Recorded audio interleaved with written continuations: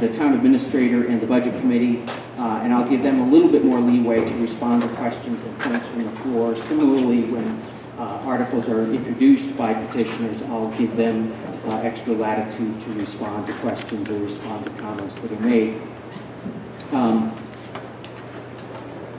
To ask a question, please look at me and say, Mr. Moderator, I'd like to know X. What's the amount on line 54? And then I'll look to the select board or the budget committee and ask who can respond to that question.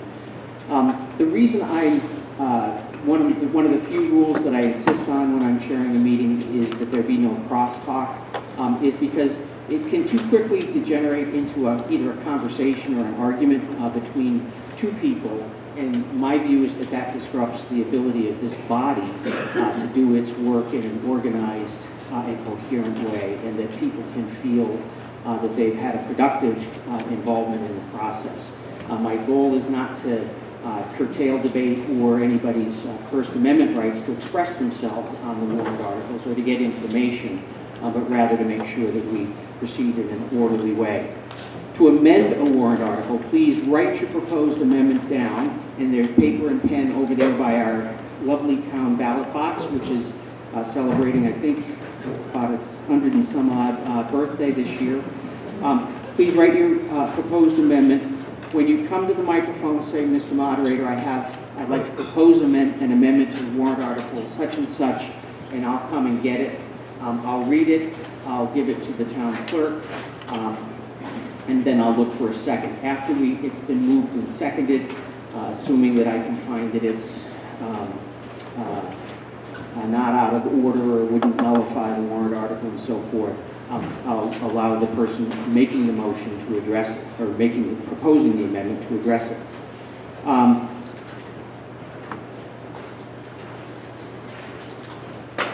One of the things that is difficult for me as a moderator is that sometimes the Department of Revenue Administration has a very clear view of how certain warrant articles need to be amended.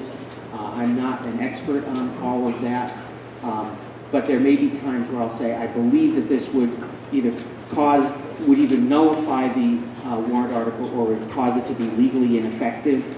And those amendments might be subject after this meeting if legal counsel says it would have, that would either nullify it or would cause the article to have no legal effect. It might cause the original warrant article to be the one that was placed on the ballot. Supervisors of the checklist are at the back of the auditorium. They also, I believe, have paper and pen if you want to make amendments. When I find the debate is over, I'll declare that the warrant article will be placed on the ballot and we'll move on to the next article. We won't be voting to place warrant articles on the ballot because by law, the warrant has been issued. Those articles will be on the ballot. It's just that some of them may get amended before being placed on the ballot. Last ground rule, and maybe the most important one, maybe I should have started here. Remember, you can overrule any ruling that I make or any rule that I have as your moderator by a majority vote. Again, you just say, point of order, Mr. Moderator, I move that the body find that your last ruling is not effective, and I'll call an immediate vote, and we can proceed that way. Most importantly, I hope that you enjoyed today's meeting and walk away feeling that your time here was well spent. Please remember that we don't always have to agree about any article or amendment, but as we discuss and debate articles and amendments, let's remember that we're all neighbors and hopefully friends, but we're neighbors. We're going to continue to live together in this community. We're serving together often as unpaid volunteers or poorly paid volunteers in some instances for the work that we're doing. It doesn't mean that we don't express our disagreements openly and fully, but it does mean that we try to observe some boundaries of respect, mutual respect, and civility. Any questions? That will move to Article 1. Article 1, there's no discussion to be had. The nominations are closed by state statute. and Article 1, which calls us to bring in ballots for Select Board Member and Overseer of the Poor for 3 years, 1 Town Treasurer for 1 year, 1 Chief of Fire Department for 1 year, 3 members of the Budget Committee for 3 years, 1 trustee of the Trust Fund for 3 years, 1 trustee of the Library Trust for 3 years, and 1 trustee of the Cemetery Trust for 3 years will be placed on the ballot. Article 2 is Zoning Ordinance Amendment Number 1. Article 2 states, are you in favor of the amendment to the zoning ordinance as proposed by the Planning Board to add a definition for junkyards in Section 8.26 regulating junkyards? Recommended by the Planning Board, majority vote required. I'll ask Ms. Kendall to introduce the article to us. Good morning. Point of order, don't we have to put it on the floor? No, this is a deliberative session, and it's coming before the body because it's on the warrant, and we must discuss it. Hello? Is that okay? Good morning. All of the zoning ordinance amendments, there are a few of them. There are a few of them, there we go, thank you, are on the yellow handout at the back of the table. It is a double-sided sheet. It has the full language. It's an addition. This article is to add a complete new section to the zoning ordinance, which would speak to junkyards. Currently, there is nothing in the ordinance regarding junkyards, except for we're having intermittent.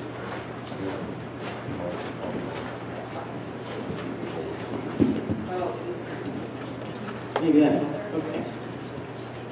Currently, the only thing in the zoning ordinance referencing junkyards is that they are a non-conforming use.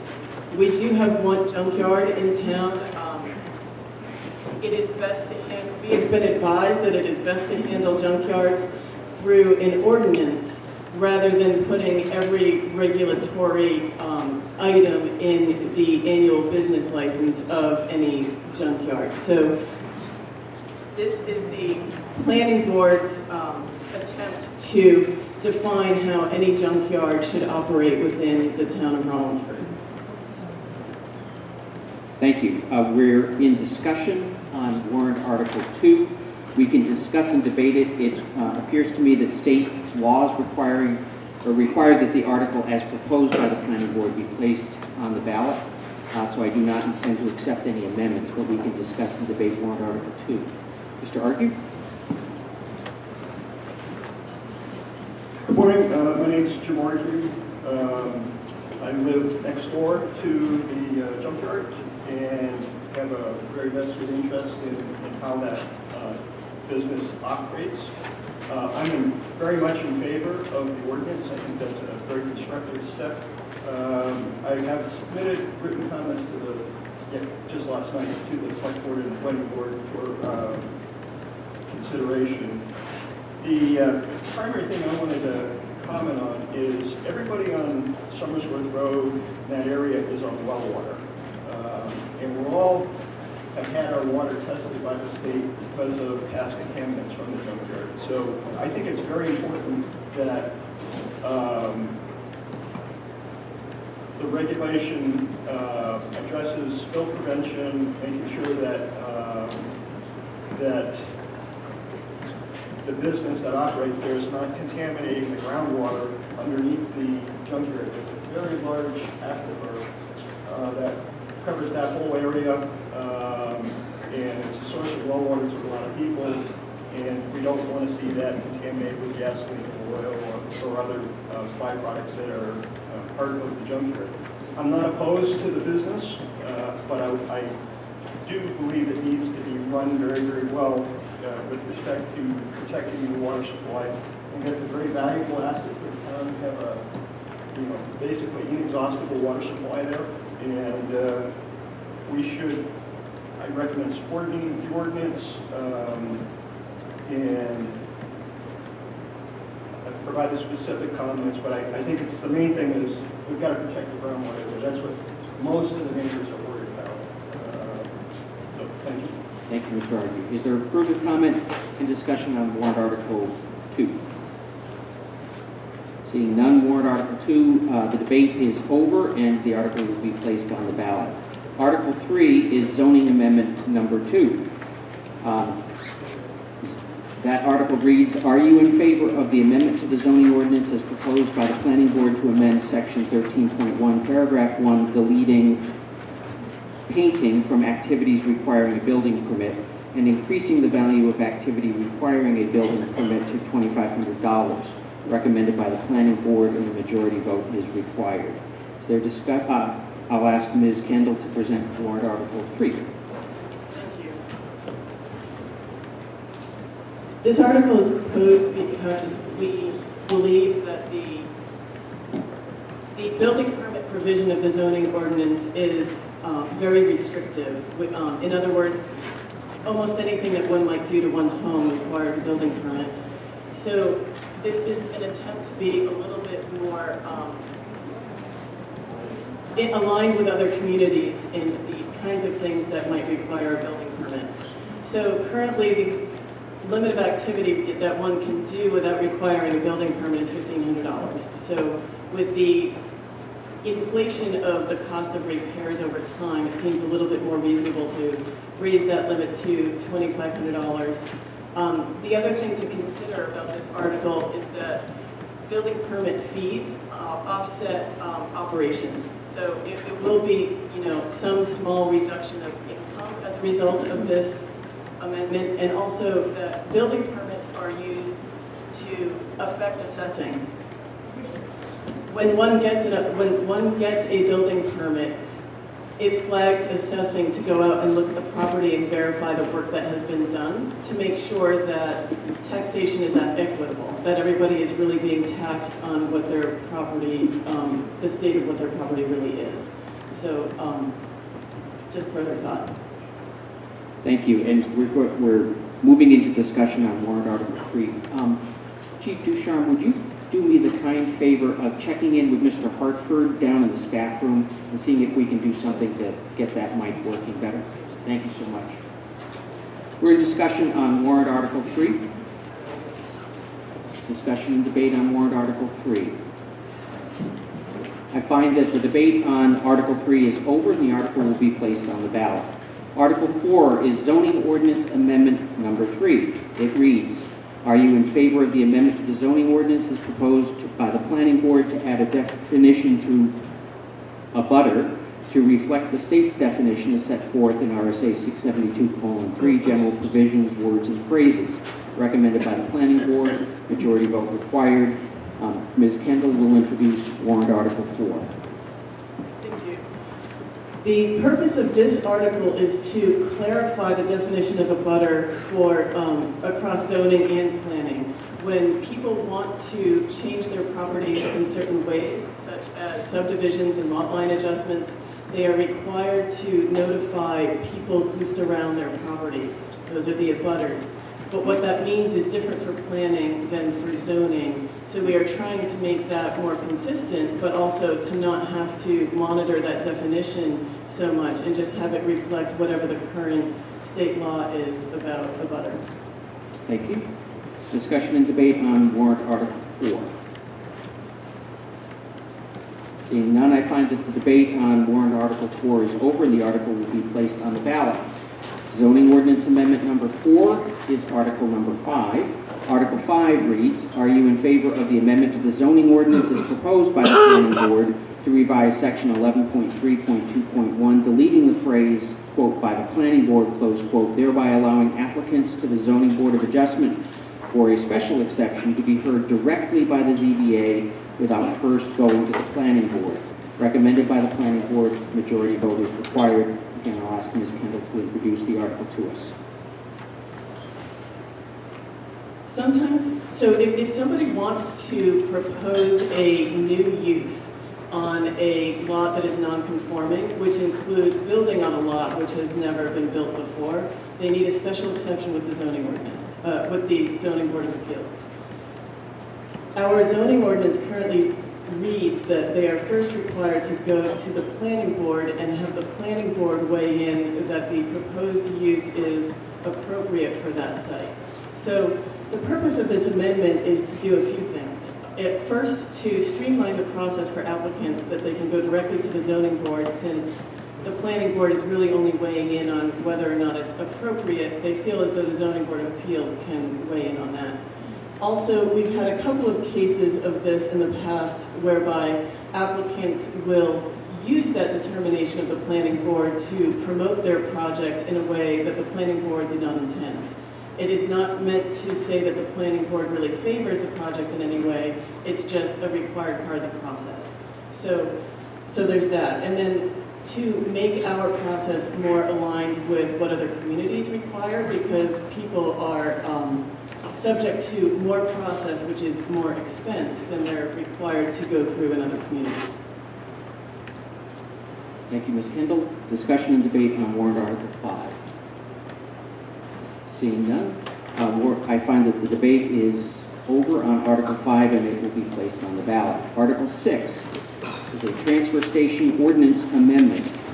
It reads, are you in favor of the amendment to the transfer station ordinance as proposed by the Select Board, which updates language to reflect current operations and delegates decision-making for transfer station sticker appeals to the town administrator?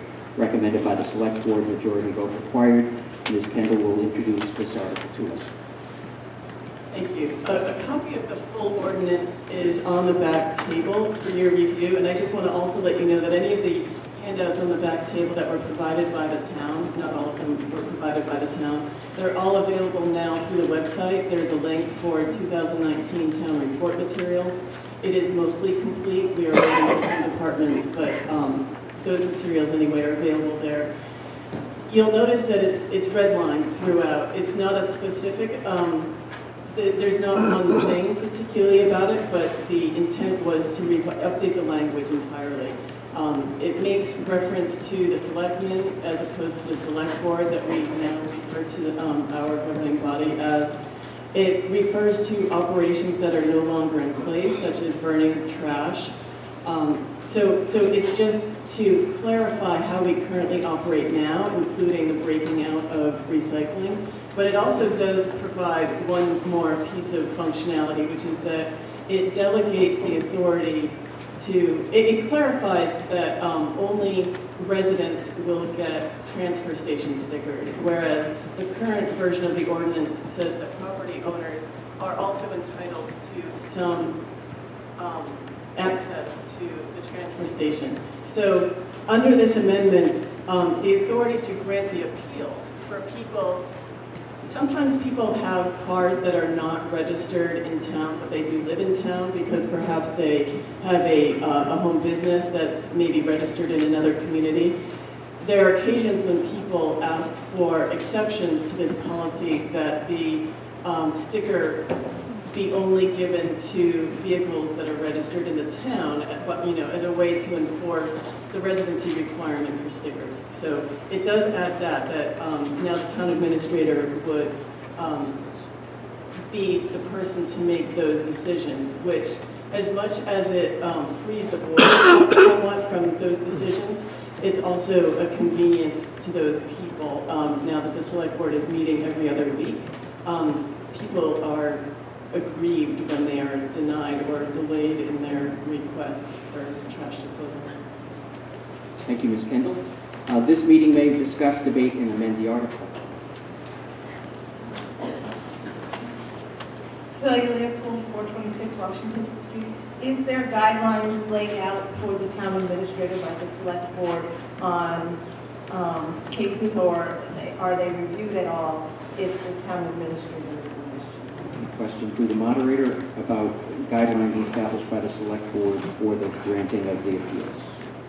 There are not currently any written guidelines. I make those decisions based on what I understand the will of the select board to be at the time, because of recent cases that they have heard recently, and the granting of those decisions. I have a good sense of what those granted appeals would be, which are that people who have business vehicles that they use as their also primary residential vehicle because maybe their company provides a vehicle so they don't otherwise have a vehicle, or otherwise property owners who are not personally able to go to the transfer station, but have family members with outside registrations who are able to go for them. Good morning, my name is Wendy Chase, 12 Short Street, and also your state representative. I wanted to just ask on the debate, you may receive a short-term pass, which I know there were some questions about that with not being able to have a pass given to you if you did not actually have the property. Anyway, my question is, what is the short-term pass? How long does it last? Are you able to use the dump just as everybody else would with the things that are being left there for waste? Question through the moderator to Ms. Kendall about short-term passes. The intent of that provision is also not in writing, to be clear, to allow the select board the flexibility to determine what they would feel is appropriate. Currently, it's meant to alleviate the problem of landlords, property owners in town, who might have debris left over when their apartments are vacated. They would be subject to they would be subject to the same fee structure that any resident would be subject to if they're disposing of bulky items. It would be, the goal is to have a one-day pass for a specific one day that they intend to go. I can't say that it would always be that because, you know, it depends on the circumstances, but it would be, I would say, not more than a week. Further discussion and debate on warrant Article 6. Seeing none, I find the debate on warrant Article 6 is over and the article will be placed on the ballot. Article 7 relates to elderly exemption qualification and benefits. It's by petition. It states, to see if the town will vote to modify the Rollinsford elderly exemption limits as follows. Elderly exemption per age category, 65 to 74 years of age, increase from 50,000 to 90,000. 75 to 79 years of age, increase from 75,000 to 110,000. 80 plus years of age, increase from 100,000 to 130,000. Income limits, single, married, asset limits, increase from 32,000 to 45,000. Increase from 36,000 to 50,000. I hope I'm reading this properly. Single, increase from 100,000 to 180,000. Married, increase from 100,000 to 180,000. It's not recommended by the select board. It's presented as a petition, and I've asked Ms. St. Hilaire, who is one of the petitioners, to introduce Article 7 and provide a brief overview for us. And yes. And if you have any trouble with that microphone, you can present from here. We're switching. You're switching? Okay. Yeah, sorry, we're switching. Kim, do you want to? Okay. Good morning. A bunch of you know me. I was on the budget committee for a number of years, and my goal as a member of the budget committee was to try to find ways to keep Rollinsford affordable, to look at the finances. It sounds good to me here. Okay. So to try to keep Rollinsford affordable. I feel like I wasn't very successful because today our budgets are almost $2 million more than they were 10 years ago. Unfortunately, the effect is on the people who earn the least, and that's the elderly. They have fixed income limits. Their increases are not keeping up with the cost of living. They're not keeping up with our budgets. And the elderly use the fewest services in town. They don't have children in the school system. They haven't had children in the school system for decades. And yet they're saddled with these costs. So that was one of the reasons that I brought this petition forward. I was also asked by other residents to kind of broach the subject. So it's my effort, but it's also for other residents who are interested in living here for the rest of their lives. So the elderly, they don't want to move, you know, and they're being forced out of this town because of the rising costs.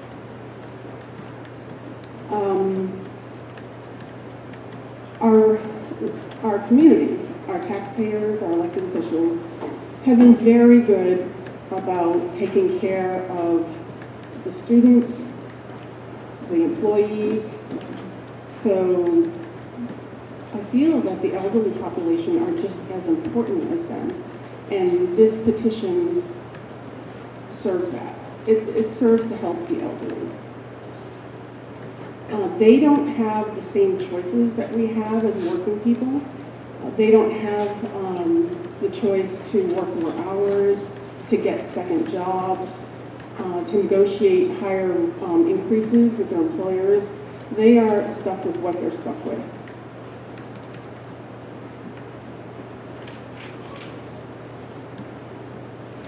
If this petition is adopted as written, just keep in mind it is not an expense, it's a reduction in revenue for the town.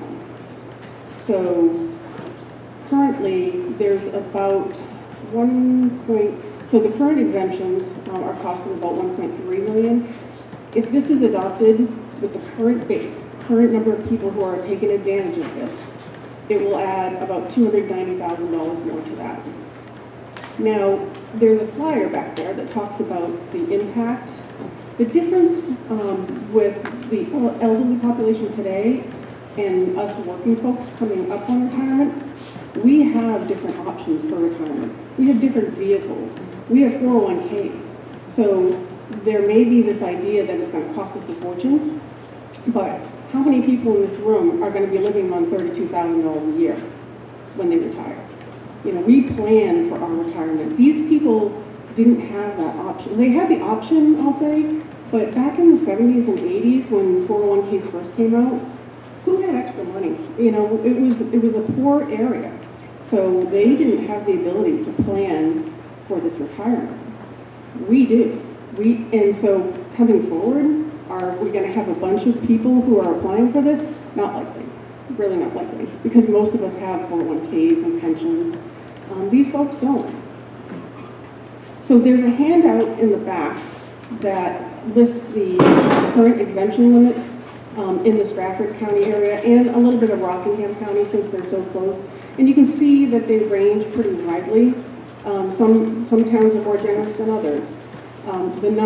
These numbers that you see are based on Madbury, which is about the same size as us. Same population, same valuation.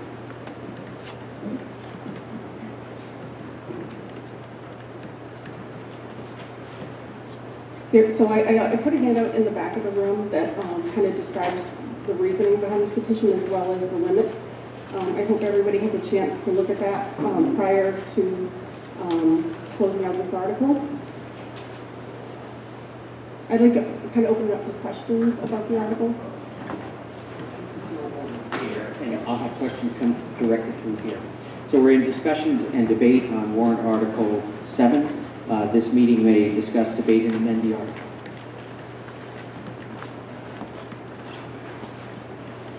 Celia Leopold, Washington Street. So from what I understand is that there'd be a loss of revenue of $1 to $2 million if everybody, well, from 1.3 to 2.9. So does this work? Okay. So you would, based on the current applicants, you would add $290,000. So it would bring us to about 1.6 in revenue. So it'd be about a difference of 2.9 hundred-thousand? 290,000. 290,000. Okay. What other exemptions does the town have, and what public assistance do the elderly have access to in the community? I think Ms. Kendall has a response to that question, although Ms. Aguilera, if you want to respond, you can as well. I just want to clarify that it's not a loss of revenue so much as that it's a loss of taxable property that you can divide the appropriations by. So in other words, the town is going to raise as much money as the town is going to raise, and it always divides that by the taxable property in order to determine the tax rate. So when you decrease the value of the taxable property, for the same amount of money that you have to raise, the tax rate will go up. So the town will always get what it needs, but the tax rate, any decrease in valuation will result in an increase of property taxes. So I just wanted to say that. There are a number of programs for the elderly that somebody could come into the office and talk about that I am aware of through social service agencies. Other than that, the town does have, there are other tax credits and exemptions. Veterans who have served 90 days during a certain period of time qualify for a $500 reduction from their tax bill. If they are completely disabled, then I think it's $1,400 unless they are completely disabled and the home is built by the VA, in which case their property is not taxable at all. In addition to that, nonprofits, if they file their form annually as required, the value of those properties is not taxable. But there are qualifications for the nonprofits. And then, I believe that's all. Thank you. Do you also wish to respond? One of the other things that I noticed as part of my research for this is that we, for the Garrison players, $485,000 a year for their property. So I don't understand why $290,000 for a resident is an issue when we can give $485,000 to a business. I also heard that elderly live on a fixed income of roughly $32,000 a year. Or that they have a fixed income. I am an employee, I have been for many years, and my income was less than what you quoted. So I would argue that it's a hardship on everybody. When I'm making $20,000 to $25,000 a year, working as a one-on-one in a school system. You just saw in the news that Dover's paraprofessionals asked for a raise because they're not making the livable wage.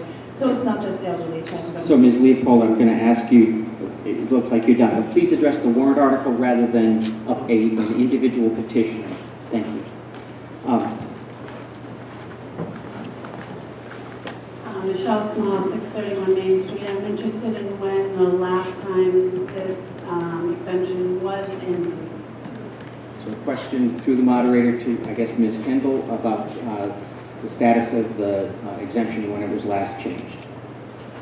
So before I answer that question, I just want to say that the loss of taxable property may be $290,000 for those who are currently receiving the exemption. The reason the select board did not recommend this petition article is because it's not knowable how many additional people would qualify for it when you raise the income level by anything, let alone by that much. And because while we are in one of the oldest states, our median age is a couple of years older here in Rollinsford than it is for the rest of the state. That being said, nobody that I've ever spoken to has any recollection of whether or when these amounts were ever evaluated or changed. A follow-up question is, when were the original amounts created? Question through the moderator about when the original exemption was established. Also not known, but I will say that typically we send out a voter guide addendum after this meeting, so I will try to look into that and see if we can, the Department of Revenue likely has more information about when it was adopted and whether or not it was ever changed. So we'll try to get more information to you about it that way. And then just a comment that I think it's a responsible article. I've often felt, when I hear that we have a large elderly population, that those people, if you're living on, $50,000 or $45,000, should have some exemption to keep them in the town. I think it's a valid point that they require minimal services versus, the younger populations. So, thank you. Thank you. Good morning, Mr. Moderator. I have a proposed amendment to this warrant article. I'm Lorraine Hanson from 11 Watson Road.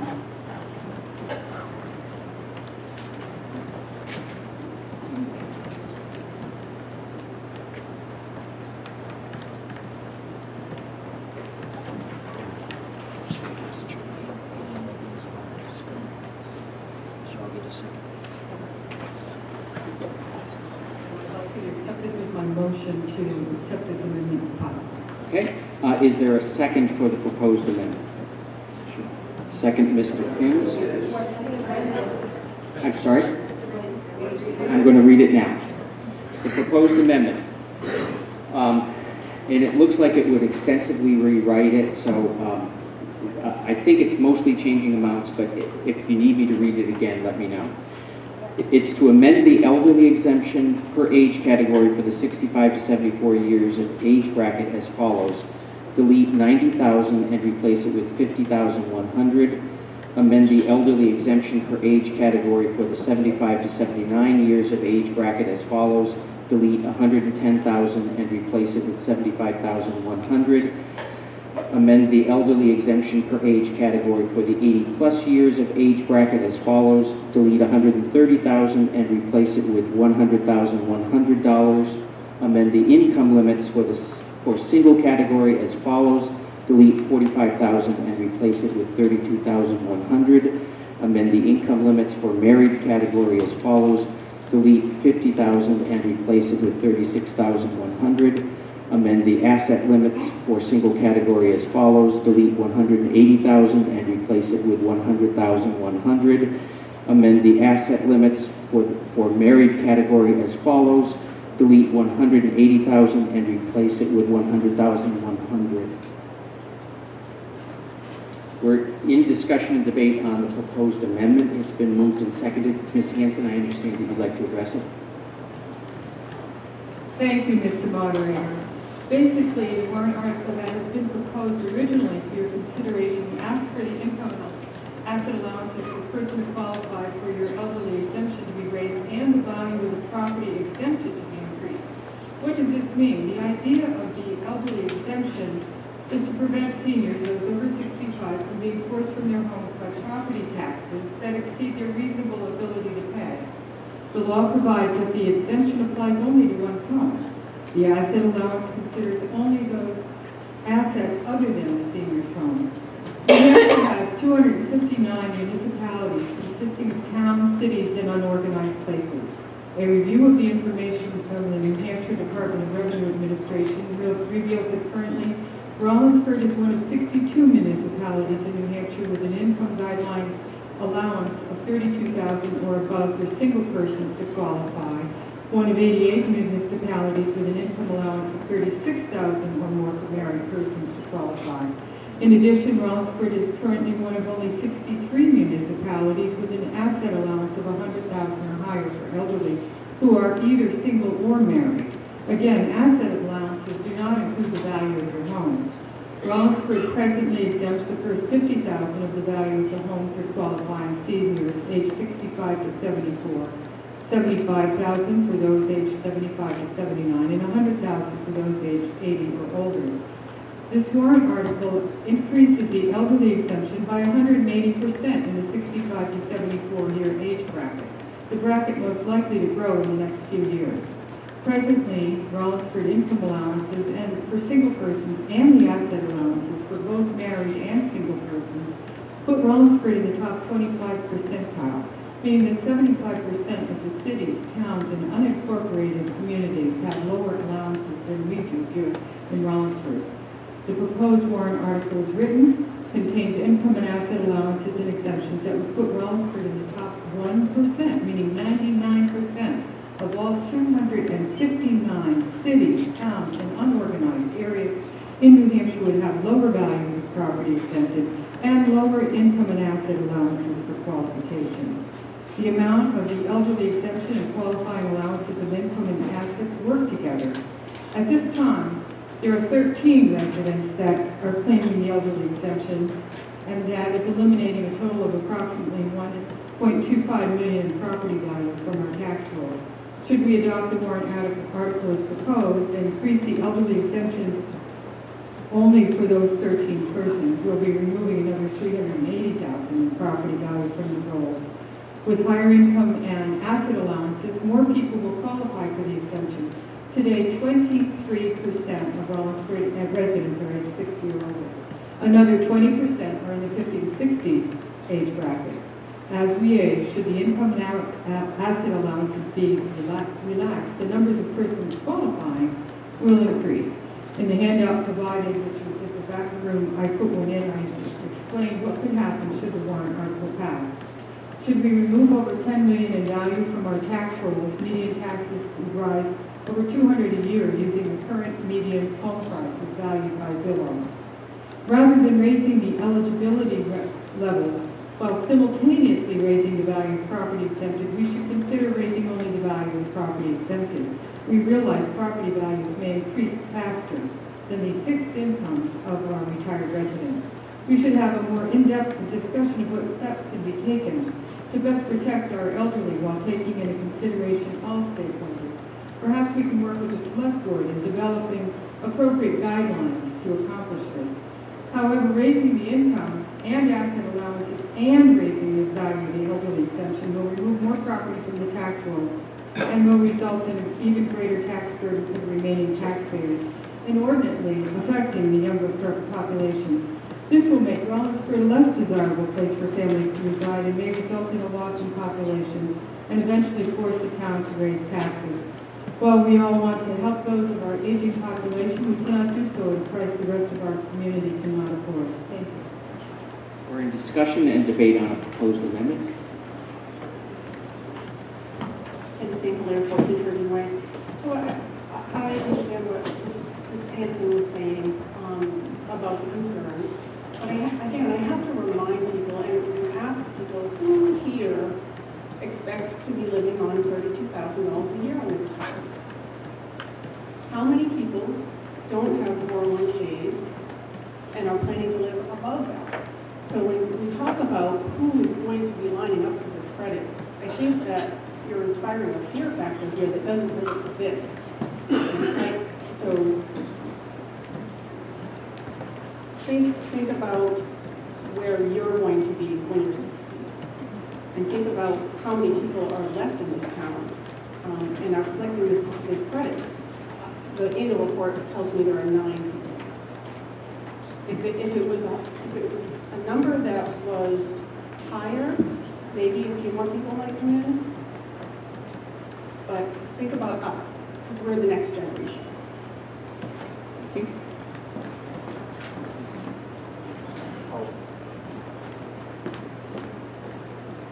So, Ms. St. Hilaire, I'll hold this until we're ready for the vote. We have a request for a secret ballot, and I'll go through that when we get to being ready to vote this morning. My name's Robert Negan, 457 Locust Street. I find it appalling that we've got these elderly here in town that can't get a tax credit while we're paying for a large staff and large salaries for our town employees, particularly in the town hall. I find it hard to believe that we can't come up with the money while we're giving almost $500,000 to the Playhouse, that we can't give some of these breaks to the elderly here in town. And I find it amazing that we are one of the highest spending school salaries and school costs, but somehow we can't find anything in there to cut this money back. This plan is originally put up should be taken and looked at seriously by the voters. Amendments to cut that should not be approved. Thank you. Thank you.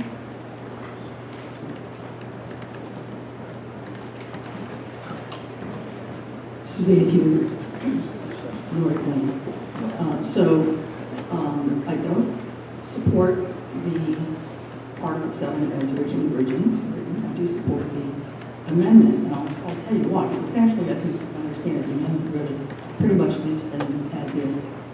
So what I do support is a careful analysis of our exemptions, looking at our population, looking at surrounding areas. And my understanding is that the petitioners do not speak to the select board. Now, I think what I would like to see is the select board to work on this over the coming year so that we have some idea, not guesses, not, oh, I think, but a better understanding of what it means to when we increase these exemptions. Because if whatever's taken out of that base, as I think our town administrator said, is going to be paid by the rest of us. And I, by the way, am septuagenarian, but I'm elderly or not, I don't know. I don't feel elderly, but there you go. So I support looking at this thing. I think it should be looked at. I don't support just having something where we really don't know what the effect of this is. And it could be serious because those expenses are going to be pushed back over everyone else. And while I'm not ungenerous in nature, I just want to know. I want to have a better idea. That's my point. I really want to have a better idea of what this would cost or what something else that doesn't have quite the same impact would cost. So maybe there's something that's not quite this, but does increase where the current exemptions are. And I think I'd like this, what I'd rather see is have the select board work with the petitioners and other folks interested over the coming year to come up with a change to the element of exemptions that where we have a better understanding of what it will cost all of us. Thank you, Ms. Hewitt. We're in discussion on the proposed amendment to Article 7. Charles Cooper, 1 Doherty Lane. Maybe we ought to take a look at the criteria you set, which are age criteria. I'm 68 years old and I'm still working. Social Security Administration gives everyone an extra 7.5% if they work further into their elderly years, if you want to put it that way, to 70. Currently, right now, if you look at statistics, most people take their Social Security at 62. But they're taking their Social Security when they get less and then they don't earn more.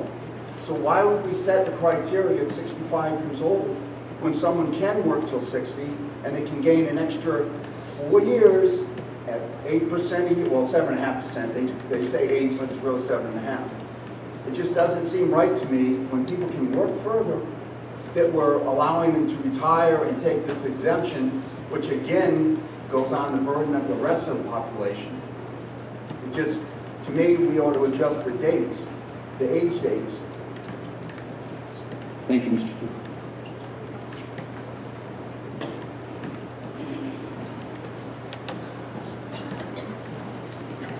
So, Nicole, I have a couple of questions that I hope the town can answer. What is the current age range? Is it the same as being proposed or different on the elderly exemptions? And what is the typical, how long does the typical exemption last? Does it end upon death or can it be extended if there's a second? So, Ms. Leopold, we're in discussion and debate on a proposed amendment to the warrant article. I'm going to rule those questions out of order at this time. Once we voted on the amendment, we'll come back and you can address questions about the effect of warrant article 7.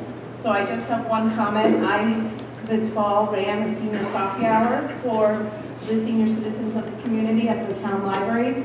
And this was not something that was mentioned as a desire of the dozen to 2 dozen people who showed up to that. Instead, what was expressed was the desire for the community to teach the seniors how to access this. We're in discussion and debate on a proposed amendment to warrant article 7. Ms. Nelson. Judy Nelson, 9 Roderick Lane. I am interested in both the original and the amendment, in the fact that it brings something to the attention of the town that I think is very important. That we, since we cannot seem to remember when the exemption even started, or and that it probably hasn't changed since it started, that it is a very good idea to look at it, to look at what it should be. But I believe it should be a practical approach that would take the time to do it, get the right research, do what is right for the entire town, including the elderly, what would best serve them. So I would, with the two choices before me, I would prefer the amendment in this case, so that we can take the time to look at it, and then to direct the select board to please continue looking at it. Thank you. And Ms. St. Hilaire, as you approach, keep coming. I want to thank both of you. There was a very nice exchange back there where you were deferring to each other about who would go first, so I appreciate that. Go ahead. I didn't want to go first. Yes, I'm with 50 Water Street. We keep talking about the elderly and the elderly. Things will be so expensive that the elderly are going to leave town. So what's going to happen when the elderly leave if we don't give them exemptions? Young people are going to move in with children. You get 10 children coming into town, and that's going to eat up this whole amount of money that we think we're all. 10 children, 20,000 a child to educate, gives you $200,000. So do you want the elderly to stay, or do you want more people to come in with children that you're going to have to? It's the same thing. So you're either going to help your elderly, or they're going to leave, and you're going to have more young families coming in with children. It's going to cost you the same amount of money. So it's crazy. Thank you, Ms. St. Hilaire. Ms. Hanson. We're in discussion and debate on a proposed amendment to Article 7. I just have one quick comment. I wanted to mention that when I said that there were 13 people presently on the elderly exemption, I had received that. I asked for that information from the town at the time. There were 11 persons that were receiving an exemption of $100,000. Of course, I couldn't find out who the persons was, and I didn't have no interest. And there were 2 that are receiving the lowest bracket at this time. And the other thing I just want to say is, I think we all have to be interested in protecting our elders, and we also want to be protecting everyone in the town. We should have a whole vibrant community, and I believe that if we look at this in the right way, we can come up with the right answers for this and try to protect our elderly and have a vibrant community that is attractive to all age groups. Thank you. Thank you very much. Looks like we're almost ready for a vote on the amendment. Ms. St. Hilaire? Kim St. Hilaire, Hutchins, Richmond Way.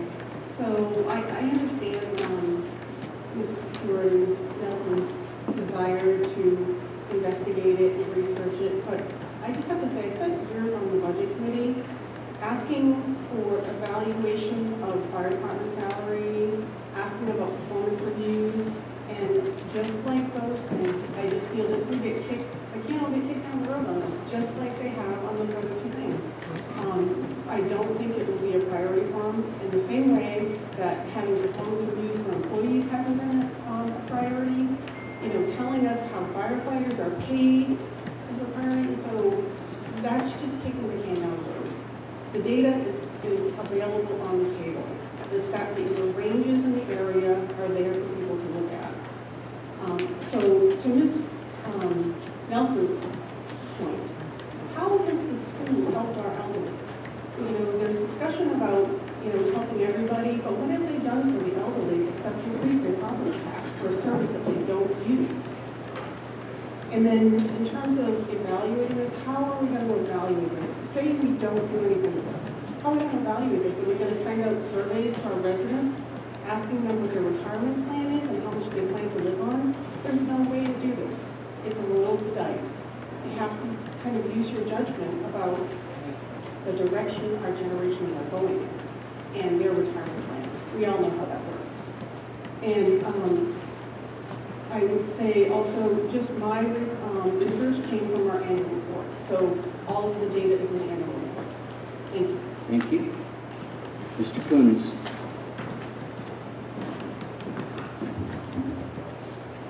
Tom Coons, Stockdale Circle. I look at this and I'm seeing in 10 years, believe it or not, in 10 years I'm going to be eligible for one of these things. Hard to believe, but you mentioned the school. And I think all of us who pay tax, my parents, where they live, they haven't had kids in school in almost 40 years. They pay an exorbitant amount in property tax. But having the school here, I'm sure is for new residents who come into town with kids, it's a great thing. It's a value. It's a selling point.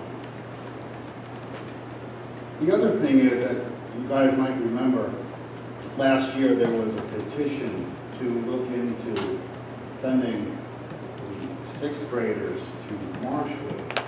And it was a petition asking us to explore. This would have been a perfect opportunity to do the same thing. We had a forum, we had people coming in to discuss it, we had educators that answered questions.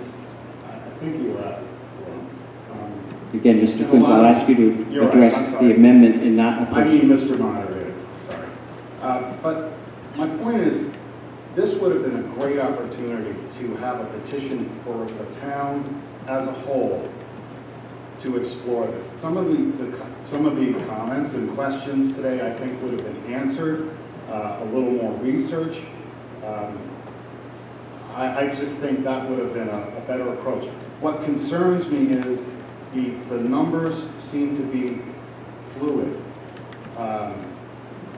what the actual impact would be.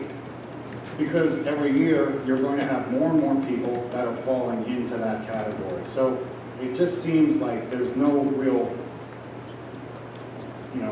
defined number of how that is going to impact all of those folks who live in town, who are moving into town.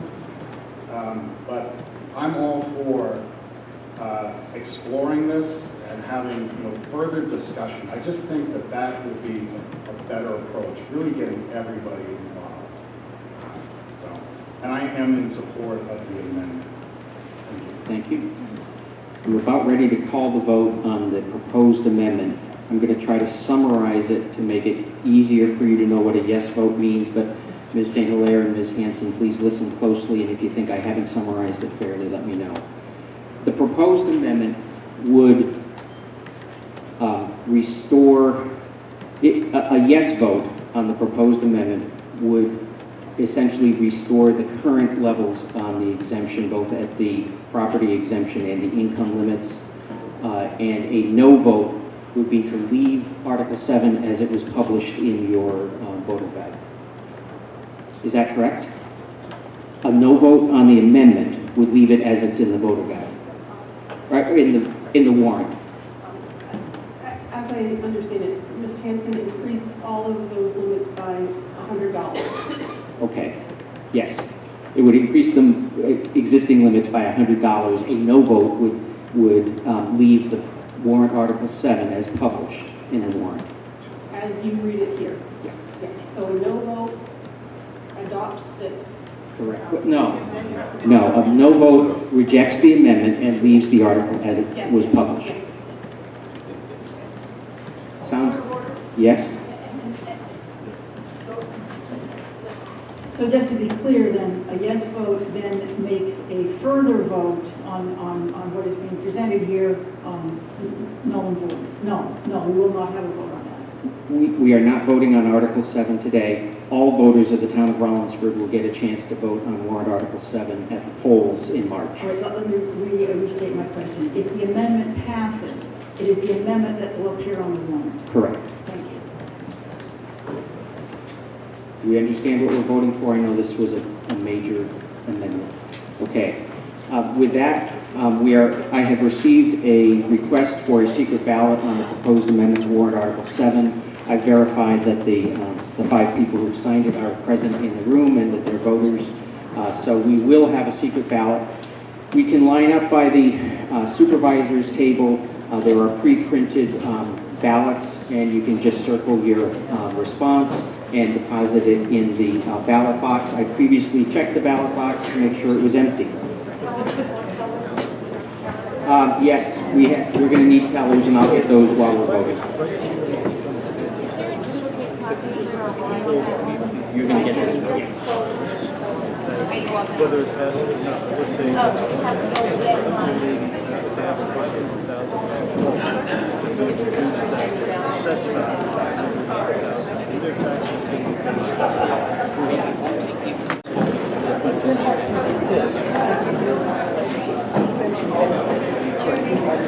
I thought this thing was assuming that everybody would be just maybe really reaching the income limits and the asset limits. I guess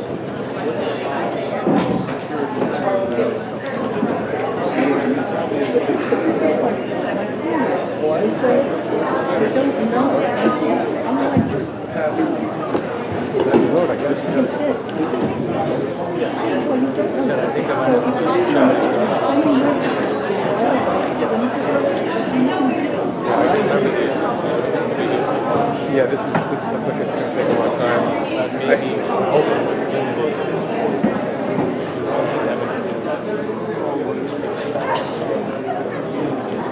Yeah, the other one that might be contentious is the forest service. Or the forest service for the fire forestry vehicle department, where we did the vote because I think there's some people who are contesting the decision that it should happen. No, we're done. Yeah, we've given our recommendation. We have a meeting with her, and that's on the 12th. That's who we're here. Hey, how you doing? Good. Hey, Miles, how are you? Good. How are you? I didn't mean to do it. Yeah, I know. I get it. Thank you for sticking it out. Michelle, I think there's going to be an opening, at least one. How's the Good. Yeah. I say we should. Yeah. Learning curve for a while. Yeah, well, I was learning still, but yeah, you wonder what will happen. So consider they wind up having to appoint because, well, there's one person, one open position that nobody, and so they'll think of write-in, I guess, or appoint. How many open ones?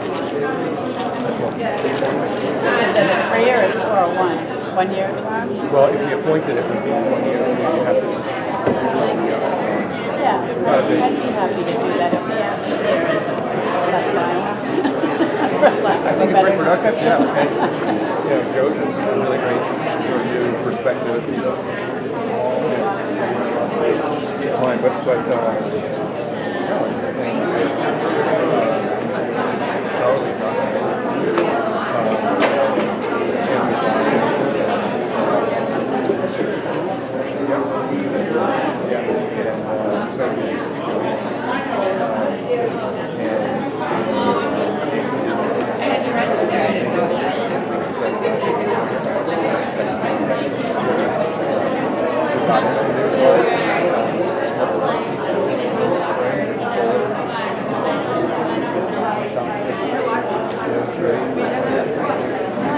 So yeah, I think it's actually, you know, healthy. It's very healthy. Yeah.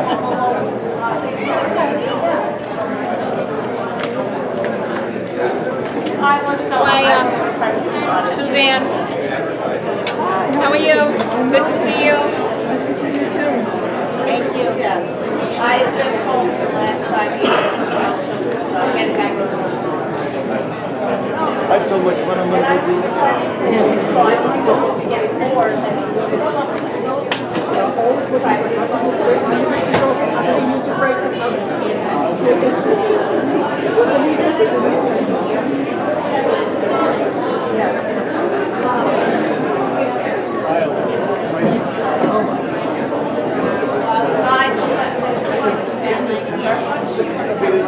It looks like voting has moved quickly. Is there anybody left who has not had a chance to vote? Okay, there are a few more voters approaching the supervisors.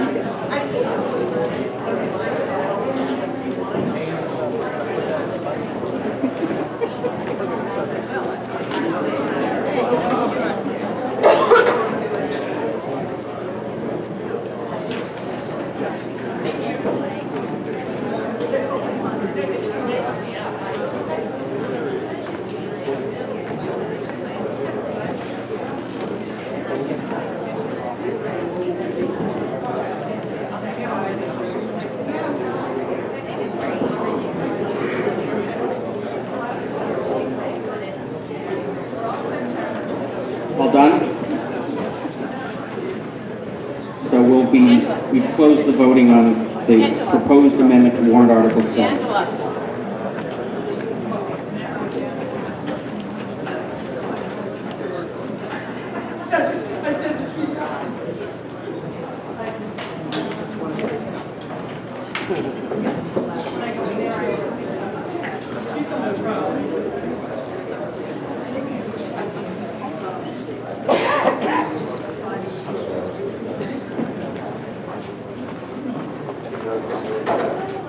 Yeah, but I won't say, I won't repeat those things, but yes, I agree with you.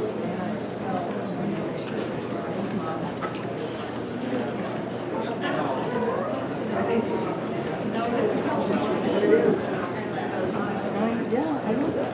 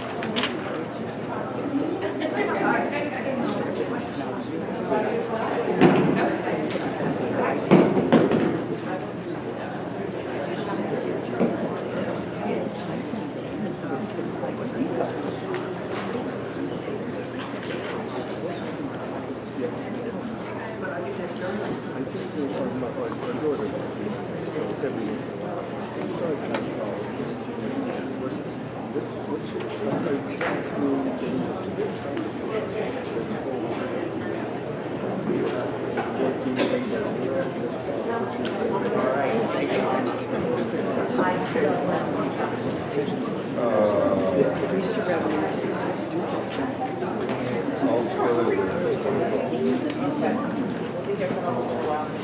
The last few are the standard. Sets, well, yeah, sell surplus. Authority to, do the business account like usually do.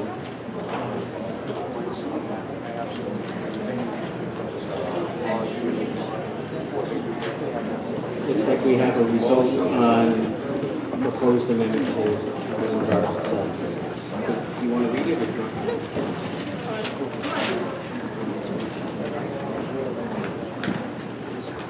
So on the proposed amendment, there were 40 yes votes and 25 no votes. So I find that the proposed amendment is carried and that the warrant Article 7 will be voted on in the March election as amended.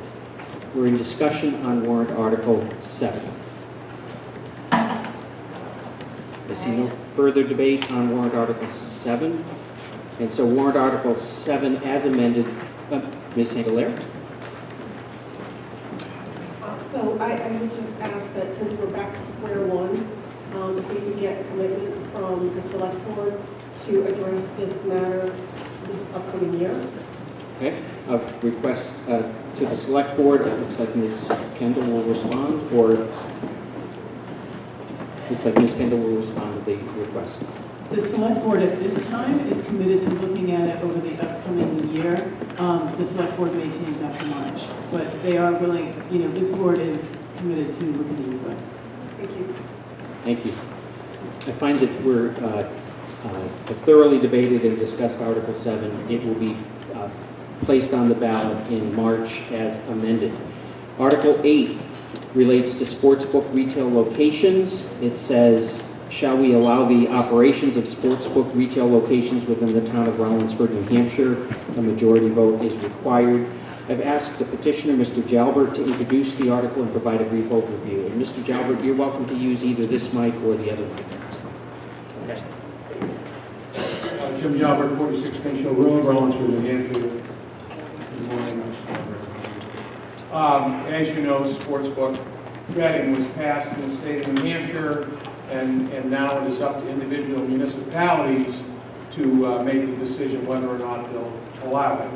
And we have had a business come to the town to petition for sportsbook betting, and that's the bowling alley, Dover Bowl, I'm here, I was one of over 25 people who signed the petition, and the reason I signed it is as following. Dover Bowl has been a significant revenue generator for years and years to local nonprofits, and nonprofits that really make a difference. My Friend's Place, where they provide, housing for people. The Triangle Club, which my wife Sandra is the board chair and has worked hard on, it represents over $60,000 a year to their budget. Think about this, 55 meetings a week, hundreds upon hundreds of people go to these facilities, go to the Triangle Club for Heroines Anonymous meetings in AA. It's often referred to as the other emergency room in Dover. So when we look at Dover Bowl and wanting to do this, what comes to my mind is continuing to support this business so they can in turn continue to support the many charities that they now do in Dover, and not only in Dover, but in the surrounding area. This money, as you know, a portion of it goes to education. This education funding comes back to communities like ours, and I've heard people come up here today and talk about the 6th grade and going to Marshwood and deliberations about education, and I've listened to it over the years and chatting with the school board and both members of the selectmen and select persons, excuse me. And so I think when we can help a local business that pays taxes to our community, do better for themselves, and in the process give money back to the community, it's really a no-brainer. So that's why I'm here. That's why I signed the petition. That's why I am very supportive, along with my wife and many, many other people. And I hope, my wife couldn't be here today, she apologizes for that. And I hope you will consider favorably on this, and that people will be supportive when it comes to vote. Thank you. Thank you, Mr. Jalbert. We're in discussion and debate on warrant Article 8. We can discuss, debate, and amend the article. Just a couple of questions, Mr. Moderator. How many locations in town are eligible sites for sports booking? And does the state commission that oversees this have specific guidelines for them? Okay, so 2 questions through the moderator, and I'll look to both Ms. Kendall and Mr. Jalbert. Do we know how many locations are eligible in town?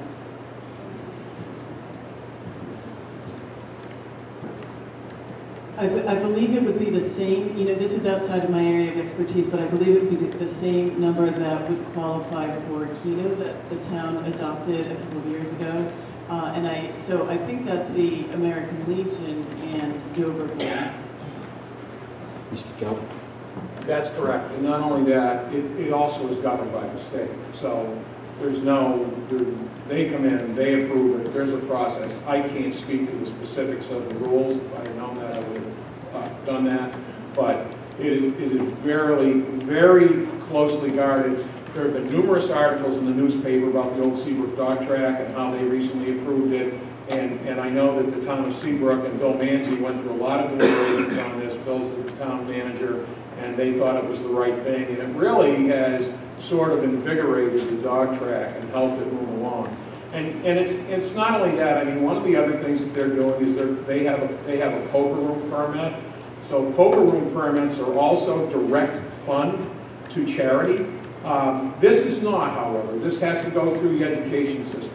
But I know that initial reports on how it is done has been very favorable back to the state of New Hampshire and the Department of Education. So, thanks. Thank you. Additional discussion and debate on warrant Article 8. I want to thank all of the petitioners, but especially Mr. Jalbert. Poor Mr. Jalbert got a call from your moderator last night at about 5:30 p.m.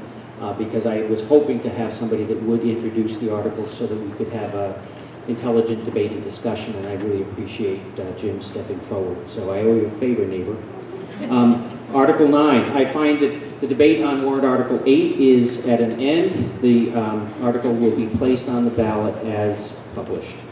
Article 9, resolution for fair redistricting, also by petition, to see if the town of Rollinsford will urge that the New Hampshire General Court, which is obligated to redraw the maps of political districts within the state following the 2020 census, will do so in a manner that ensures fair and effective representation of New Hampshire residents.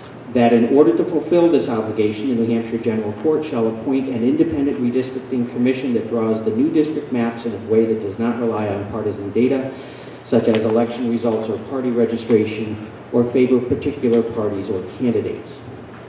The record of the vote approving this article shall be transmitted by written notice from the Rollinsford Select Board to the state legislators representing the town of Rollinsford and to the governor of the state of New Hampshire, informing them of the instructions from their constituents within 30 days of the vote. Recommended by the Select Board, majority vote required. A petitioner, Ms. Hanson, will introduce Article 9 and provide a brief overview. Thank you, Mr. Moderator.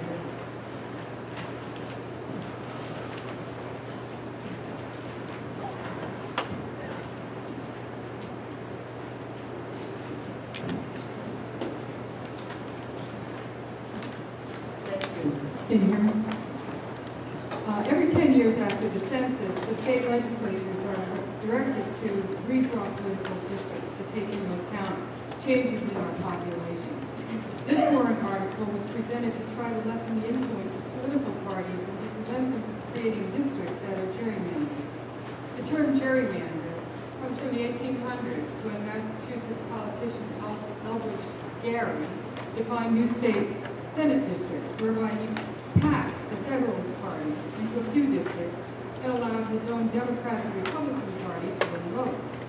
At the time, a noted cartoonist of the Boston Globe showed the district to be a strange, new, fabulous animal representing a salamander called a gerrymander. The name stuck, although we now call it gerrymander.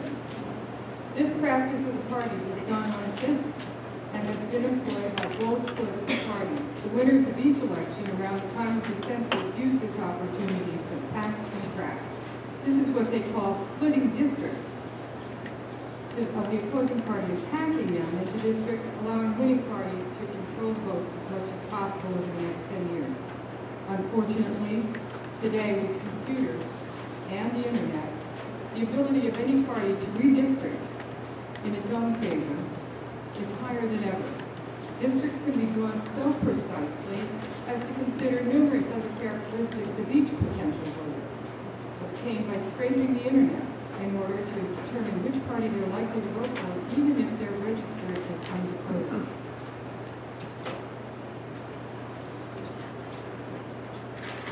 The result is what is referred to as wasted votes.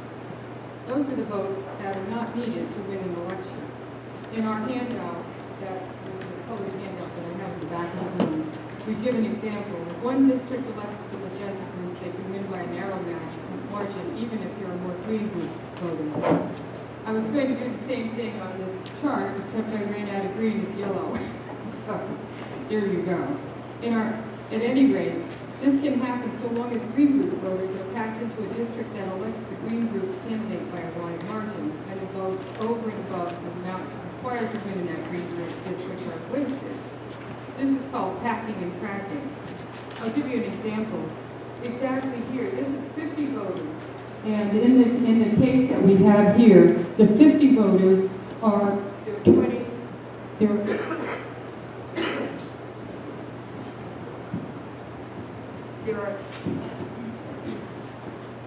there are 20 voters who are magenta, and in this example, there are 30 voters who are in the yellow. Each of these districts that has been drawn out here is representing 10 voters. By packing and cracking, we can make it so that the magenta voters, or the pink, always win. All they have to do is they put 10 voters together, and in the top thing right here,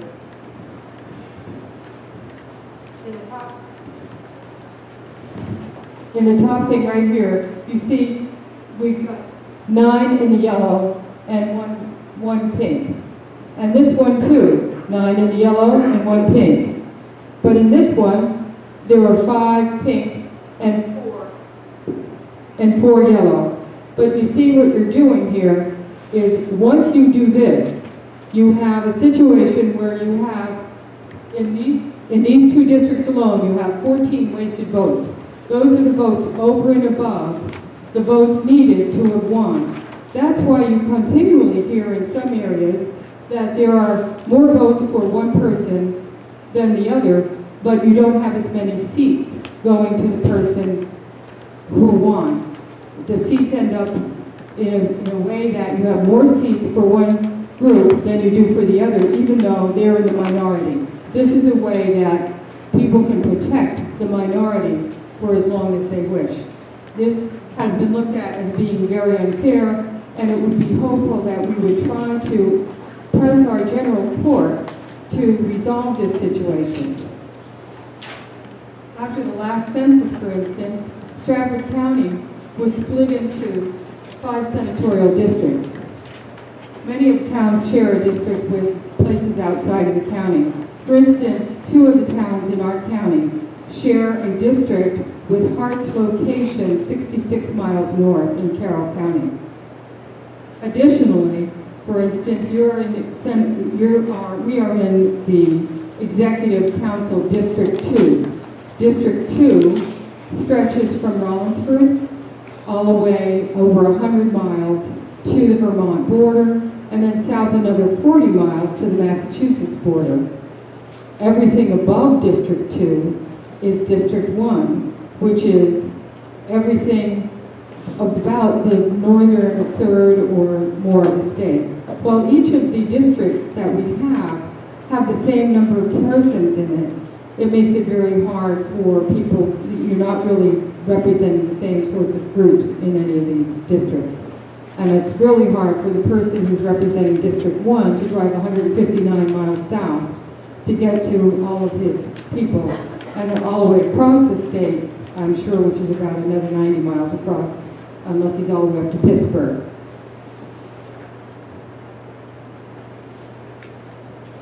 In any event, what we're trying to do here is, with all the various attempts that there have been made to try to resolve this problem over the years, the present issue is an attempt to try to fix it by having an independent commission. This independent commission is not, the commission that we're discussing here is not in a specific statute or anything proposed. There have been proposals made.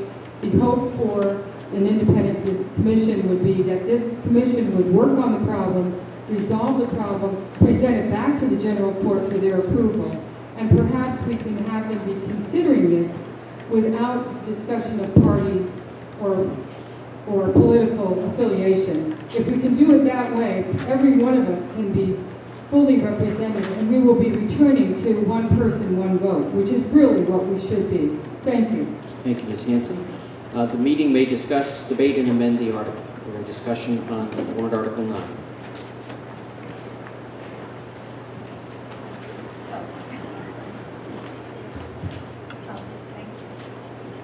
Mr. Monitor, I'm Sue Nastasi, 33 Pinecrest Lane. I appreciate so much being asked to speak briefly on the redistricting issue as a member of the New Hampshire League of Women Voters. My membership actually started in 1979 down in Connecticut, but I stayed active as I could. And an FYI, if needed, about the League. It encourages informed and active participation in all levels of government, increased understanding of major public policy issues, and influences public policy through education and advocacy. Now, the redistricting, very important to know, non-partisan. Fairness. Fairness is stressed throughout. The commission is adversary only, and that it draws the district map lines. The legislator still needs to approve the maps, thereby ensuring the bill's continuity. A strong, vibrant, and trustworthy democracy depends on voters choosing their elected leaders, not the other way around. A bipartisan sponsored advisory group, independent redistricting commission. The commission is made up of equal parts, equal numbers of Republican, Democrat, and independent granite staters to ensure not one political party's favor. And as Ms. Hanson said, following the 2010 elections, a heavily gerrymandered map was introduced that favored the majority party. There is transparency in the process for redistricting. Regional public meetings held to be sure the public is very aware of the change of districts. Each county will have at least one public meeting to review the proposed changes. For any funded meeting, the Secretary of State's staff would offer support. The commission would draw the maps for congressional, state legislature, executive council, and county commissions. And how the map gets approved, a plan must be receive support from at least 9 out of the 15 commissioners, including 2 members from each of the 3 categories of partisan affiliation. And the plan may then be voted by the state legislature. Okay. And New Hampshire voters, it's a system designed to make their voices heard instead of choosing which voices matter. Thank you. Thank you. Additional discussion and debate on warrant Article 9. I just wanted to mention, this is a non-binding resolution. We just hope we can push the legislature to do what we're doing, to continue their work. We're not going to tell them what to do exactly. Thank you. Thank you. I find that debate on warrant Article 9 is at a conclusion, and the article will be placed on the ballot as published. Warrant Article 10 pertains to the operating budget.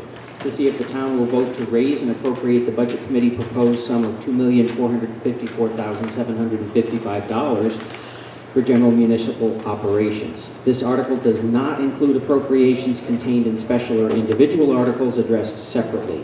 Should this article be defeated, the default budget shall be $2,387,067, which is the same as last year with certain adjustments required by previous actions of the town or by law, where the governing body may hold one special meeting in accordance with RSA 41:13, 10, and 16 to take up the issue of a revised operating budget only. Note, this operating budget warrant article does not include appropriations contained in any other warrant articles. Recommended by the Select Board, recommended by the Budget Committee, majority vote required. Ms. Kendall will introduce warrant Article 10 and provide a brief overview.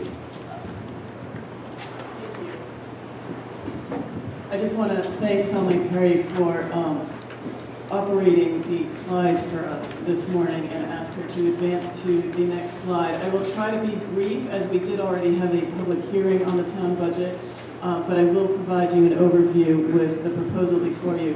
There is a handout, it's probably the largest handout in the back table, which has the operating budget for your reference, and it has some notes there on that. And again, they're on the website if we've run out of any of the handouts.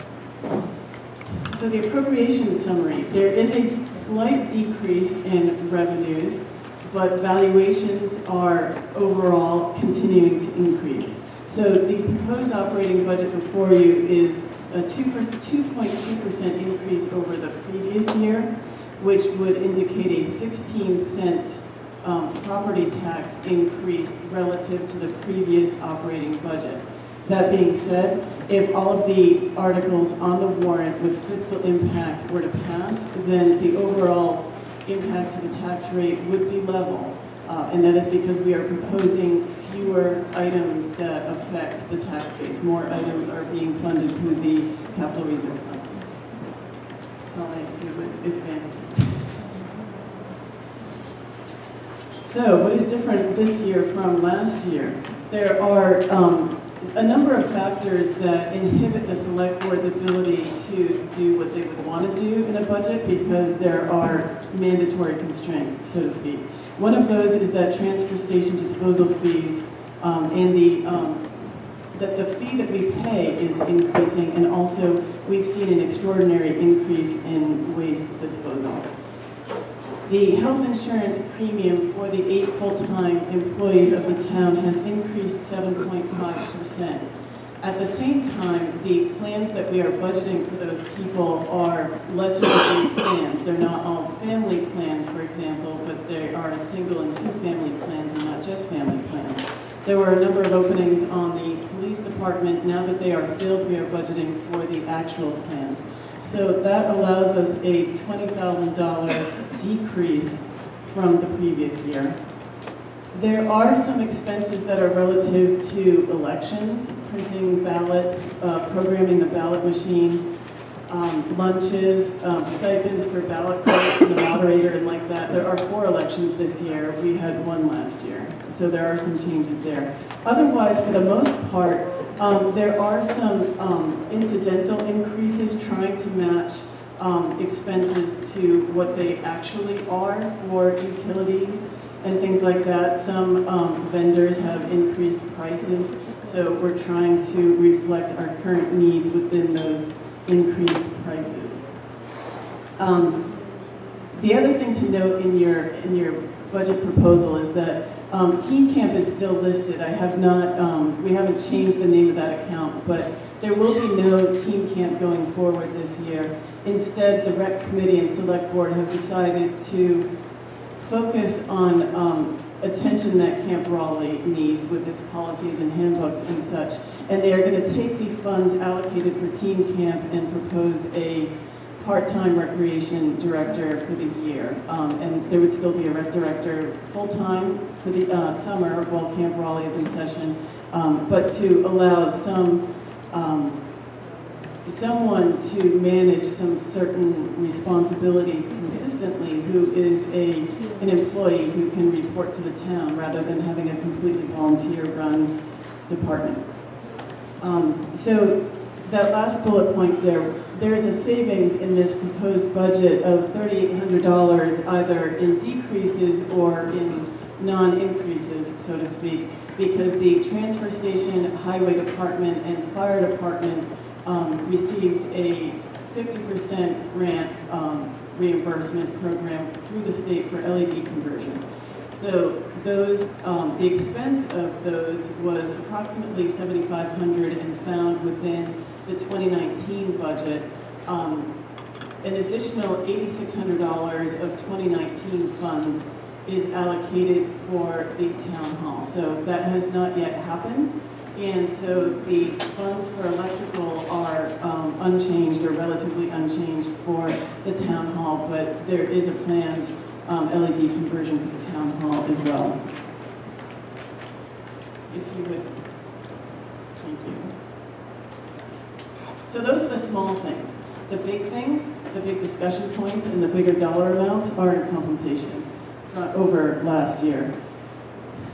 A number of department heads have expressed concern to the select board that being in the Seacoast area where the unemployment rate is really low, we don't want to lose the good people that we have, which is easy to do when the unemployment rate is low and people, it's the workers' market, so to speak, rather than the employer's market. So we live in one of the more expensive places in the state, and the wages that we have been offering are not in line with other communities in our area, and that's difficult for sure because we are not Dover and we're not Somersworth. We don't have that kind of tax base to support really hefty salaries, but at the same time, the select board and department heads felt as though an effort needed to be made to retain the people that we have and do something towards those salaries. So within 2019, the select board did market adjustments for transfer station attendants and police officers, not to include the police chief. Aside from that, the select board is offering, or has included in this budget, a 2% increase for all other full and part-time employees who are not otherwise getting addressed. So I have, more information about that. So the town clerk's stipend has been increased from $200 to $300 per election in this year of 4 elections. The police chief in this proposal would receive a $5,000 market increase because his hourly wage he has exhibited to the select board is markedly different from other police chiefs in the area who have not served nearly as long as he has. In addition to that, I have made my own request relative to how administration works for the town. The town administrator position is new and it's evolving. We've finished our first full year, and I would say it's going well. However, anytime townspeople come with ideas and want us to evaluate things, those things take time. And for the select board, which is now meeting every other week, to maintain the ability to keep their eye on the big picture and not be quite as bogged down with daily operations, there needs to be more time in the office to look into, for example, elderly exemptions and what do other towns do and what's fair and like that. So I requested 5 additional hours for the new bookkeeper administrative assistant position. That position is, the person we have in that position is doing really well and has advanced qualifications. So I've asked for an increase for that person and also 5 additional hours. The select board, in balancing all the requests from all the department heads, settled on a 2.5-hour increase for that position. So that is what is reflected in that combined administrative support line in executive is the raise for that position. So it's currently $16 an hour. I believe it's going up to $17.25. I'm sorry, I don't recall. Something like that. And then also in that line, which contains the bookkeeper administrative assistant, also the recording secretary for the select board, who also helps in the office, a few hours a week, and myself. I have requested, the board and the budget committee have supported my request for a $5,000 increase to my salary, bringing it from $60,000 a year to $65,000 to reflect the fact that this position is evolving and that I will be handling more responsibilities on behalf of the board as they adopt more policies. The goal is to try to delegate some of their responsibility to me in order to allow better customer service for people who come in, and also to allow them to do more planning, strategic planning and things like that. So also additional reports under my supervision. So that is the reason for that request. So lengthy but advanced, thank you.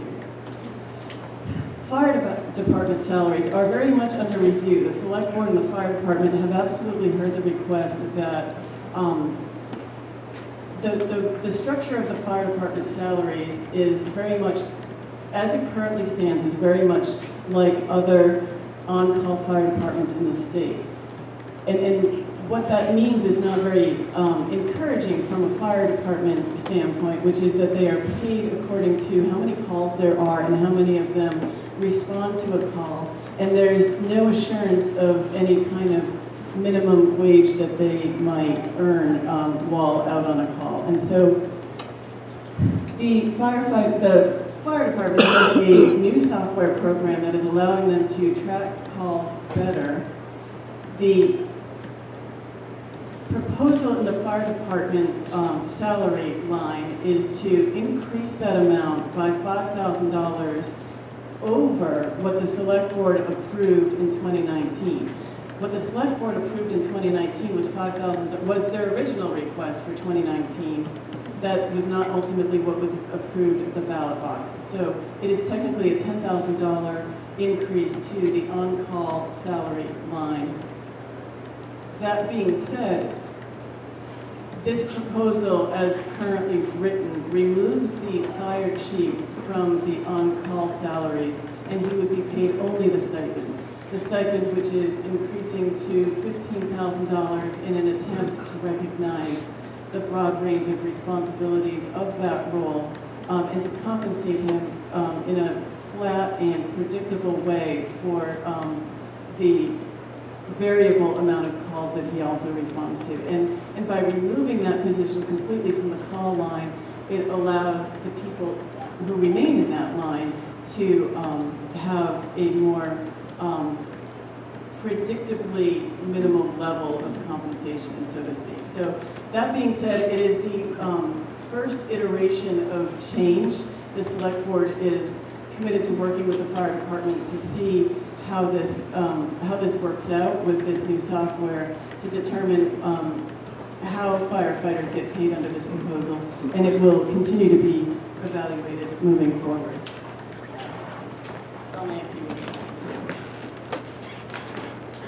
The highway department.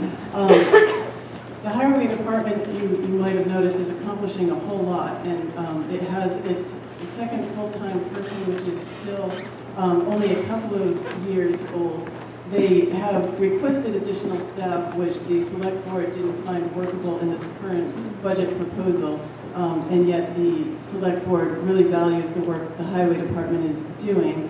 They're able to do a lot of things in-house, which would be the cost of materials and in-house labor as opposed to contracting quite as much out as once used to happen. We always like to include road projects there because it's a common question. The goal for this year is to finish the Woods Run project. It needs an overlay, and also to completely regrade Sligo, the remaining portion of Sligo Road, which would then receive just a binder coat, such as the one that was done in 2019. That will still need a full overlay within the next couple of years. So they've done some prioritizing with reprioritizing within their department. They rented some equipment this year that was helpful for ditch work that our current machinery is not quite designed for. So they've reallocated funds from equipment purchase to equipment rental as well. The transfer station, as I mentioned, is one of the biggest causes of constraint in budget flexibility this year. It's a 30.5% overall increase.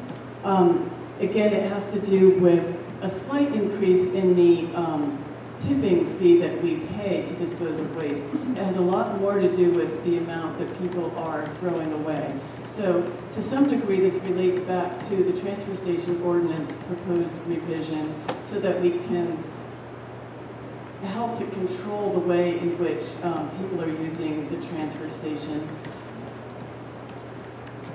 We purchased a second compactor when we renovated the transfer station a couple of years ago. That allowed us to make sure that we were hauling only very full loads of dumpsters, those compactor bins. Yet still we're finding an inordinate increase. And so there's a lot of concerns for that, which led to the select board taking advantage of a 50% grant reimbursement program to purchase scales. The goal with scales is to weigh some of the commonly disposed of bulky items such as couches and mattresses to determine what is a fair fee for those things. This may result minimally in a restructuring of the demolition debris schedule so that mattresses reflect, for example, what they really weigh. As our fee structure is now, the fees are flat and they are based visually, if they're not something like a mattress, they're based visually upon, a pickup truck load or a half pickup truck load volume, as opposed to the weight, which is the measure by which we're disposing of items. So with the purchase of scales, we can try to equate what is being disposed of and its weight to the cost that we are going to pay to dispose of the same items.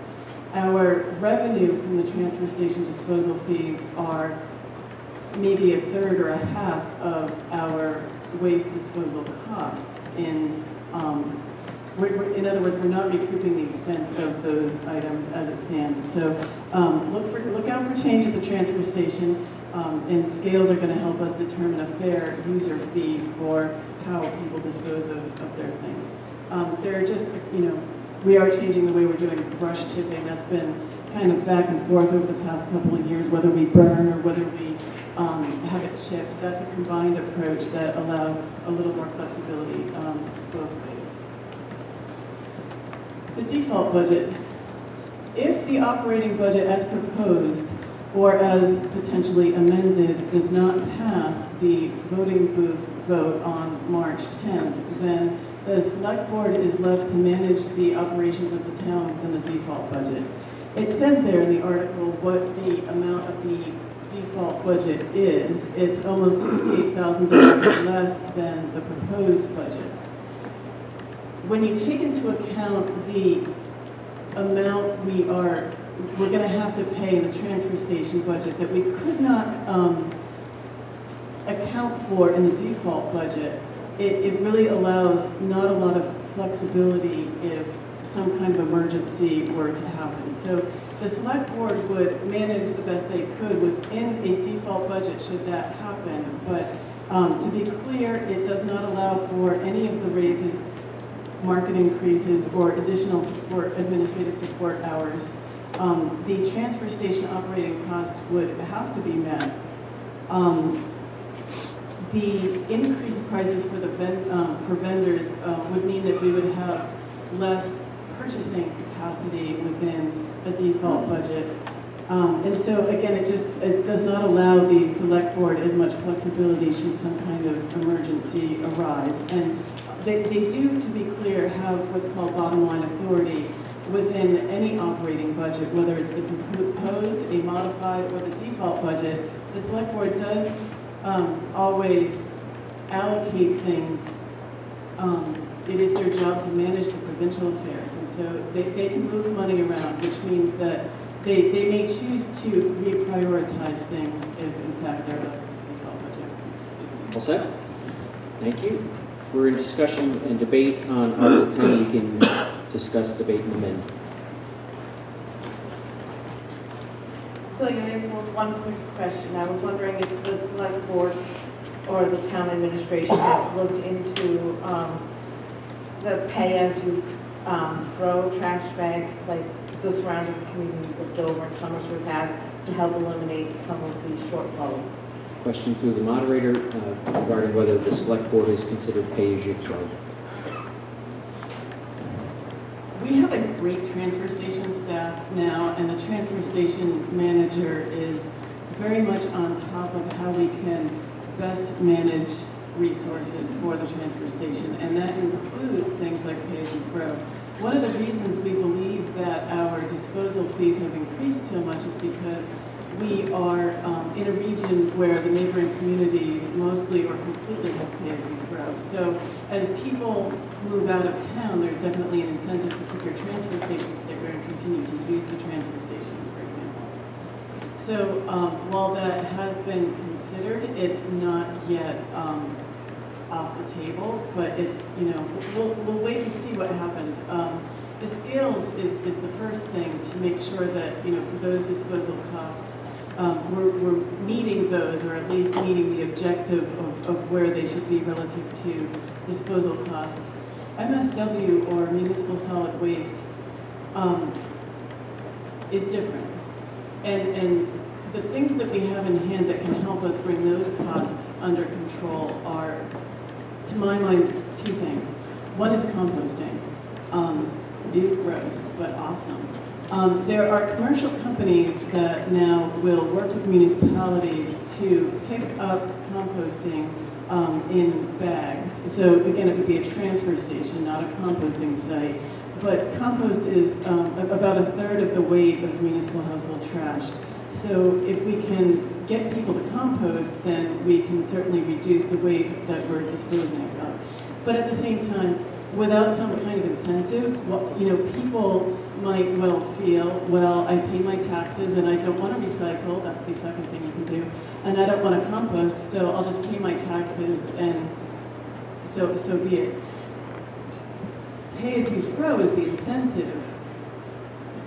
People don't want to pay for bags, and people with this added expense would try to, it curbs consumer behavior. So they are more likely to maximize composting and recycling than they would otherwise. So while it's been talked about and considered, we're not there yet. There's a lot to learn and think about and consider before we adopt such a thing. But look out for it. Thank you. Additional discussion and debate on warrant Article 10. Ms. Singer. Kim Sinclair, 14th Virginia. So I'd like to ask the board what steps they've taken to put performance review in place for town employees and how they determine the increases for the executive office, all of the departments actually, because those are where the most significant increases are, including the fire department. A question through the moderator to the select board regarding performance review and process for determining proposed wage increases or salary increases. And I'll take a first stab at this, but the select board may want to weigh in. The police, up until 2019, the police department was the only department that had the benefit of a direct supervisor and enough administrative support that there was a consistent annual performance evaluation. Since the town administrator position has been created, it is my goal to absolutely do performance reviews for those people who report to me. There are still department heads, you know, for the department heads, they report to the select board. The select board are essentially volunteers who work full-time and they change. So it's really hard to say until and unless all of the department heads report to the town administrator, it's really hard to promise or say that the select board will, you know, guarantee performance reviews for department heads. And so it creates a little bit of an equity within town employment when some people can benefit from merit increases or the opportunity for merit increases because they have a supervisor who's done a performance review as opposed to somebody else who doesn't necessarily have that opportunity because the select board either doesn't have the time, doesn't know how to, or just chooses for whatever reason not to. So we're getting better is all I can say about that. So for years, probably the 5 I served on the budget committee, it was my topic was, you know, we need a way to more equitably distribute these raises instead of just across the board raises. And so nothing's really changed in 5 years. And it's unfortunate because we continue to ask our taxpayers to just blindly pay these tax bills, and we don't have any way to determine, you know, what's changed, you know, what's changed about our services. So with that being said,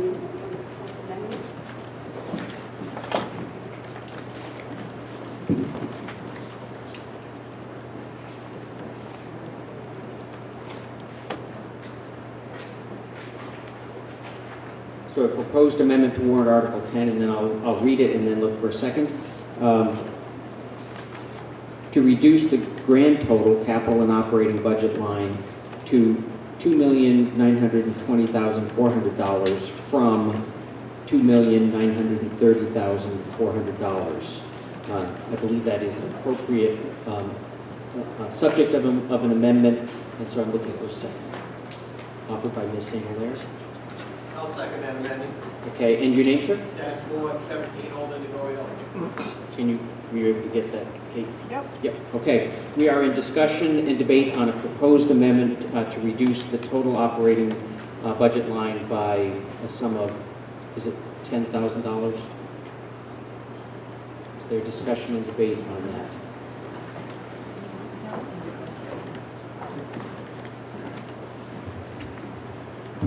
Tom Coons, Stockdale Circle. I'm going to say I'm opposed to this amendment. Mr. Moderator, I believe I've spoken at countless town meetings, deliberative sessions, whatever you want to call them, about this topic, specifically the one that was just addressed regarding how we compensate our employees in town. The move here that's being discussed on the budget that was presented by the town administrator, I think finally brings us into the 20th century. I have said for years that I just don't believe we are keeping up in our compensation of employees. We expect a lot, and then we're all at a meeting and we're discussing cutting raises, cutting increases. But I've seen some of these salaries, and unfortunately, they're not very much to begin with.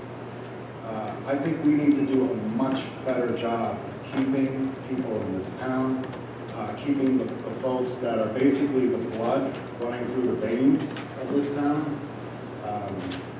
And I think part of what the town administrator was talking about, some revamping of responsibilities, some additional responsibilities, I don't think we're taking these things into account. You know, we're very conscious of costs.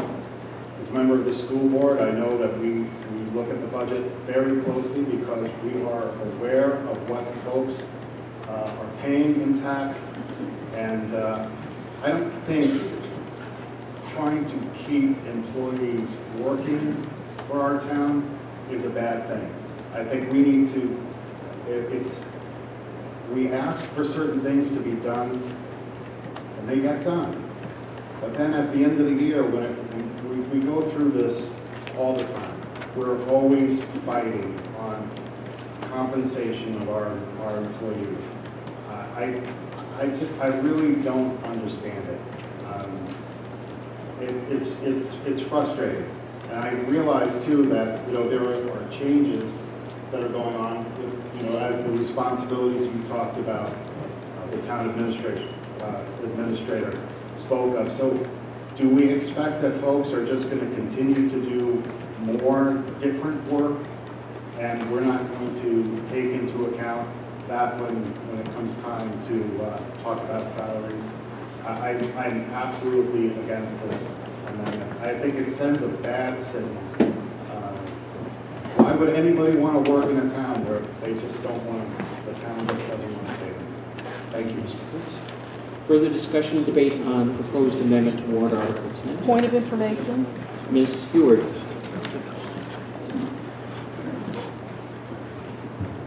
This is Amy with North Wayne. I'm a little confused because I think the amendment was both to the operating budget and the capital budget, and I don't believe that that is appropriate. I think we're only talking about the operating budget. So you think that this body does not have the authority to modify the capital budget? I thought it was about that they could affect the bottom line. This is the warrant on the operating budget only, which has a different figure from what is there. So it does. The proposed amendment does. It is directed to the bottom line, and I don't know if we can. The bottom line of the entire appropriation, what we're talking about is the warrant article on the operating budget, which has a different bottom line than the amount that's being referenced on the warrant, I believe. That's why I'm asking my questions. I'm confused. So the point of information asks about the permissibility of the proposed amendment, and Ms. St. Hilaire, would you accept a friendly amendment to say the budget for general municipal operations? And that will clarify that she's proposing to affect general municipal operations, which is what is in Article 10. But that would have a different total, I believe, than what she's. I am going to ask Ms. St. Hilaire, it looks like, are you withdrawing the proposed amendment and you're going to resubmit? Okay, so the proposed amendment has been withdrawn. We are in general debate on Article 10. I'm going to give Ms. St. Hilaire a chance to redraft. Is there other debate and comment on warrant Article 10? Oh, I'm sorry, Ms. Kendall. While that's going on, I just want to clarify that nothing's happened in the last 5 years with the Budget Committee in the request for performance evaluations. That in 2020, as a result of the changes in administration, 6 people would receive a performance review that wouldn't have before. So like I said, we're making progress, and that is a new change as a result of new responsibilities. So like I said, it is getting better. 6 additional people who would not have previously received a performance review will now this year. We're in general discussion on Article 10. Yes, sir. Dennis Moore, 17 Old Indigo Road. That's my general comment on it.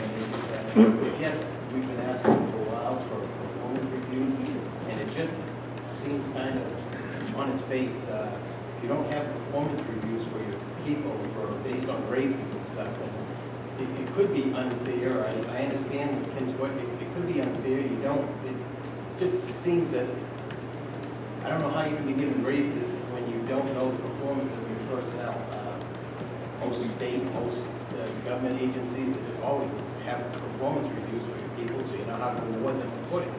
It doesn't seem like it's that unfair of a request, especially if it's been asked for 5 years, to come up with a plan or maybe make some kind of commitment to a date as to when you may have some type of performance reviews for your employees to approve them raises accordingly. Thank you, Mr. Moore. Ms. St. Hilaire?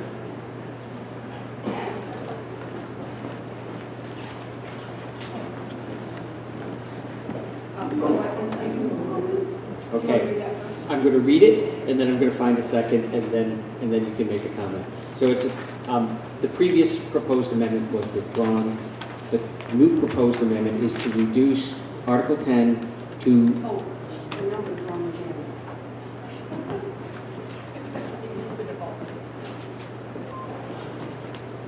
There is not a proposed. Can I make my comment, please, and then I'll just hand it to you? You may.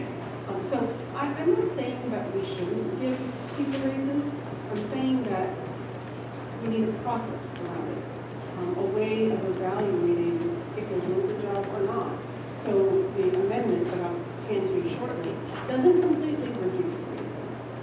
It brings it down to a level that I think we can live with while we evaluate our processes and try to change that over the next year. We're still in general discussion on Article 10.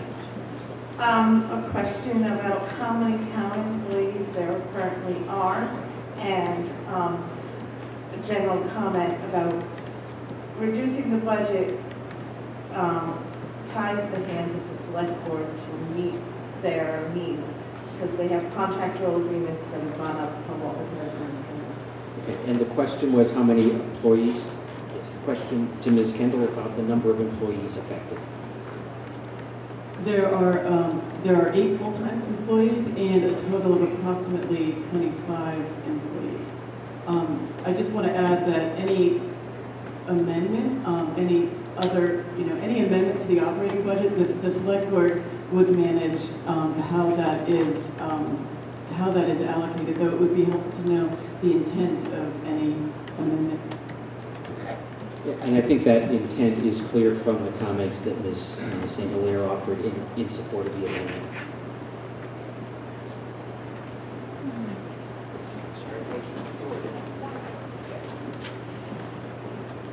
So I'll read the proposed amendment offered by Ms. St. Hilaire, and then I'll look for a second. It's a proposed amendment to warrant Article 10 to reduce to $2,444,755 the appropriation for general municipal operations from $2,454,755. Is there a second to that proposed amendment? Mr. Moore?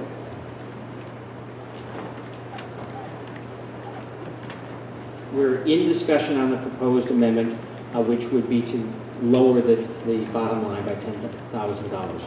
Ms. Nelson? Judy Nelson, 9 Nordic Lane. I think we all have to keep in mind that the more things we expect of all of our town employees, it takes more of their time. If we ask someone to be more of a supervisor and to give performance reviews, it's going to take more time, taken away from other work that they've done. So it's almost self-defeating to say let's take some money out of the budget and then ask them to do more. income. So I think it would be much better to leave the $10,000. I'm not in favor of this amendment, to leave the $10,000 in the budget and continue to ask that the oversight continue at a pace that's reasonable. Thank you. Thank you, Ms. Nelson. We're in discussion and debate on a proposed amendment to warrant Article 10. Ms. Hanson. Lorraine Hanson, Watson Lane. I too am in opposition to lowering the budget by $10,000. And the reason for that is we've had numerous meetings with the Select Board and the Budget Committee who's reviewed this. The Select Board met with all the department heads. The Select Board has done a lot of work in preparing the budget. Furthermore, they had meetings with the Budget Committee, and the Budget Committee has voted in favor. I think everybody's looked at this pretty carefully. And I think that the fact that the Select Board and the executive branch of the government is making progress on the idea of performance reviews, I think that's enough for us to approve the budget as it is originally submitted and not have an amendment. Thank you. Thank you. Is there further discussion on the proposed amendment? Mr. Coons? Tom Coons, not Bill Servo. I just want to say, I'm also opposed to this amendment. You know, we have folks that we elect to the Select Board, we hire folks to do a job. You know, when they're making a recommendation for an increase for their employees, I guess it looks to us like we're second guessing. I don't think they would come forward with recommended increases if they didn't feel it was warranted. But we're asking them to do a job, and part of that is making sure their employees are doing the right thing. And if they're coming to us with a recommended compensation, I just don't know why we're second guessing that. Thank you. Thank you. I think we're almost ready for a vote on the proposed amendment. And I'll recognize this speaker. You can come forward, and I'll ask tellers to begin getting in position. Jason Sargent, Stockdale Circle. From what I understand of the proposed amendment, we're going to decrease the entire operating budget by $10,000. If I take a look at this fact sheet that was at the back of the room, it doesn't look like we've spent our entire budget for the last number of years. And I know there was a slide that had discussed that really what we're doing is we're taking $10,000 away from a buffer or a surge capacity that the Select Board could use should they need to expend funds. They are allowed to debit or credit any particular line item here, so it's really only a suggestion that we're looking at wages and salaries of town personnel, but I don't really see this as changing any overall aspect of how the budget is going to be spent this year, particularly because we haven't spent, looks like we have at least more than $100,000 margin in expenditures and budgets for the past number of years. Just open discussion. I don't have a comment whether I'm for or against it. Thank you, Mr. Sargent. So, tellers. Sue here, Gail, Lucy. And Gail and Lucy, if you would be this side of the room and you'll cut it right down, this, you can draw a line straight from the microphone back. This is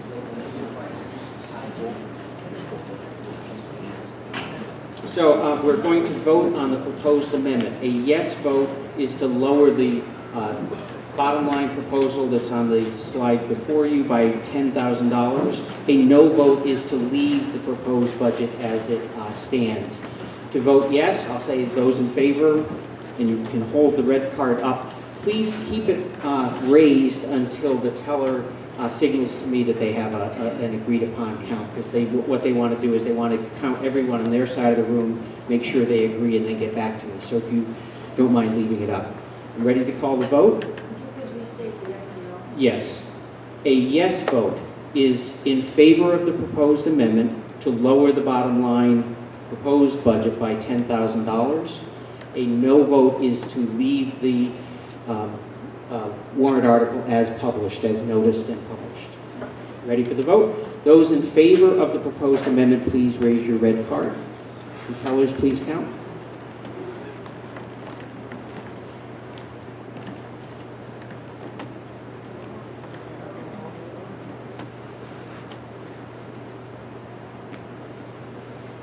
You have a count? You have a count. And what is your count?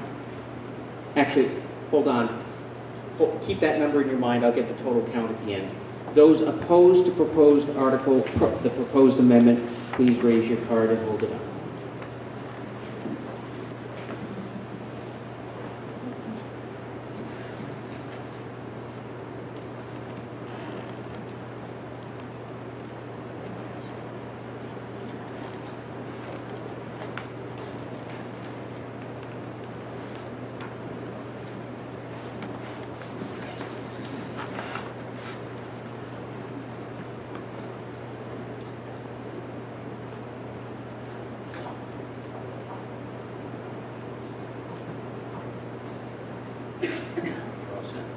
You're all set? How many yes votes on this side? No, one. One. How many no votes? 25. How many yes votes on this side?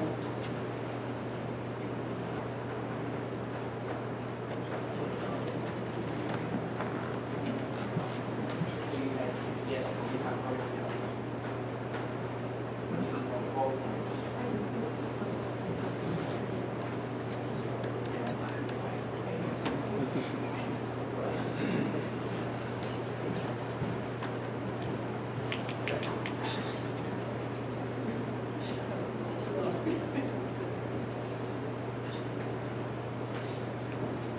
So I find that the vote was 11 in favor and 37 opposed. The proposed amendment does not pass. We are back in discussion on proposed Article 10. Any further discussion on warrant Article 10? Thank you, tellers. I find that the debate on warrant Article 10 is over and the article will be placed on the ballot. Article 11 relates to stormwater asset management, and I'll read the article but not the explanatory note, to see if the town will vote to raise and appropriate the sum of $30,000 to defray the cost of planning for public facilities for development and implementation of an asset management plan for the town's stormwater collection and conveyance systems, and to authorize the issuance of not more than $30,000 of bonds or notes in accordance with the provisions of the Municipal Finance Act, RSA 33, and further, to authorize the Select Board to apply for a Clean Water State Revolving Fund loan. Repayment of the loan funds will include up to 100% forgiveness of loan principal in an amount up to $30,000. Further, to authorize the Select Board to take all other actions necessary to carry out and complete this project. Ms. Kendall, I'll ask you to introduce it briefly. In my mind, this article doesn't have to say quite as much as it says, but the Department of Revenue advised that we keep all this language in there. It authorizes the Select Board to borrow money. There's no intent to borrow money to complete this project. If this passes, it authorizes the Select Board to apply for a state revolving fund grant, essentially. It's a loan forgiveness program for a stormwater asset management grant. So what that means is that the Stormwater Committee has identified a project that qualifies for state funding. So we are currently evaluating which engineer to propose that we move forward with. We have at this point state approval for this project as currently proposed. We would pay for it in cash, and then once it is complete and we can prove that we have met the objectives of the program, then there's 100% reimbursement. Thank you. Is there a discussion and debate on warrant Article 11? Just a sec. Seeing none, the article will be placed on the ballot.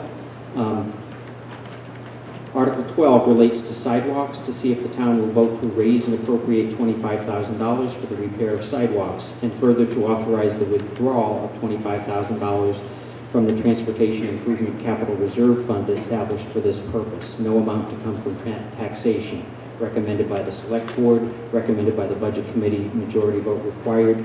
Again, Ms. Kendall, if you could offer a brief introduction. I'll just say that the scope has not been completely determined, but the goal is to sort of do a radius out from the school and do the sidewalks that need repair the most and will most impact people's ability to walk to the school. So other than that, we have not determined specific sidewalks. Thank you. This meeting may discuss, debate, and amend the article. Celia Leopold, I'm wondering if this is an article that will be reoccurring in the future, or if this is just a one-time article? So a question through the moderator, is this a recurring proposal or likely to be? This article is funded through that capital reserve fund. That's probably the last time that's going to happen for a few years, just because we only get about $12,000 or $13,000 a year into that fund from the $5 fee from registrations. That's where those funds come from. That being said, it doesn't mean that it's necessarily the end of sidewalk repair. That would happen going forward within the operating budget under road maintenance. Thank you. Is there further discussion and debate on warrant Article 12? I find that the debate on Article 12 is over and the article will be placed on the ballot. Article 13, police cruiser payment. To see if the town will vote to raise and appropriate $13,000 for the second year lease payment for the police cruiser. Further, to authorize the withdrawal of $13,000 from the capital improvement plan capital reserve fund. No amount to come from taxation, recommended by the select board, recommended by the budget committee, 2/3 majority vote required. Ms. Kendall, if you would briefly introduce it. So I think it's pretty self-explanatory. It's the second payment for the cruiser that we purchased in 2019. We just took delivery of that vehicle. So when that is completely equipped, we'll put the old one out to bid. It's from capital reserve fund, so there's no taxation. We are required to ask for this every year that there is a payment. So there are 3-year leases. Thank you. Is there discussion and debate on warrant Article 13? I find that debate on Article 13 is over. The article will be placed on the ballot. Article 14, police cruiser lease. To see if the town will vote to authorize the select board to enter into a 3-year lease agreement in the amount of $26,000 for the purpose of leasing a police cruiser, and to raise and appropriate the sum of $13,000 for the first year's payment for that purpose. Further, to raise and appropriate an additional $13,000 to equip the vehicle, and further, to authorize the withdrawal of $25,000 from the capital improvement reserve fund established for this purpose. This lease agreement does not contain an escape clause. $1,000 to come from taxation, recommended by the select board, recommended by the budget committee, 2/3 majority vote required. Ms. Kendall, if you would briefly introduce the article. We purchased the vehicle, as I just said, in 2019. We're proposing to do so again in 2020, which is off-cycle. We've historically purchased cruisers every other year. A few years ago, one cruiser was in an accident and not replaced, and that resulted in higher mileage on the remaining cruisers. So the goal with this purchase, this off-cycle cruiser purchase, is to reduce the mileage overall to the fleet. Thank you. Is there discussion and debate on warrant Article 14? Since there is no escape clause in the lease agreement, what happens if this does not pass in the future? If we're left with a $13,000 payment fee, is that absorbed by the tax base in the budget? So a question through the moderator regarding the impact of the no escape clause. So this cruiser will have an article supporting it, its lease payment, much like Article 13 that you saw before it. So Article 13, if it does not pass, that cruiser payment would have to come from the operating budget. Otherwise, we would have to figure out a way to sell it, but there is no escape clause, so I'm not sure that's possible. The short answer is the payment would come from the operating budget somehow, but it's not a budgeted expense in the operating budget. Thank you. Further discussion and debate on warrant Article 14. I find that the debate on Article 14 is over and the article will be placed on the ballot. Article 15 relates to emergency extrication equipment for the Rollinsford Fire Department. to see if the town will vote to raise and appropriate the sum of $30,000 for purchasing emergency extrication equipment for the fire department, and further to authorize the withdrawal of $30,000 from the capital improvement reserve fund established for this purpose, no amount to come from taxation. Recommended by the select board, recommended by the budget committee, majority vote required. Ms. Kendall will introduce warrant article 15, please briefly. The extrication equipment is commonly referred to as the jaws of life. The fire department currently owns this equipment. It's hydraulic and it's really old and they cannot find parts. They're not really repairable anymore. The new equipment proposed to be purchased is actually 3 separate pieces of equipment, approximately $10,000 each. They are now stronger and battery operated. Thank you. Is there, this meeting can discuss, debate, and amend the article. Is there discussion and debate on Article 15? Don't mean to rush you, but okay.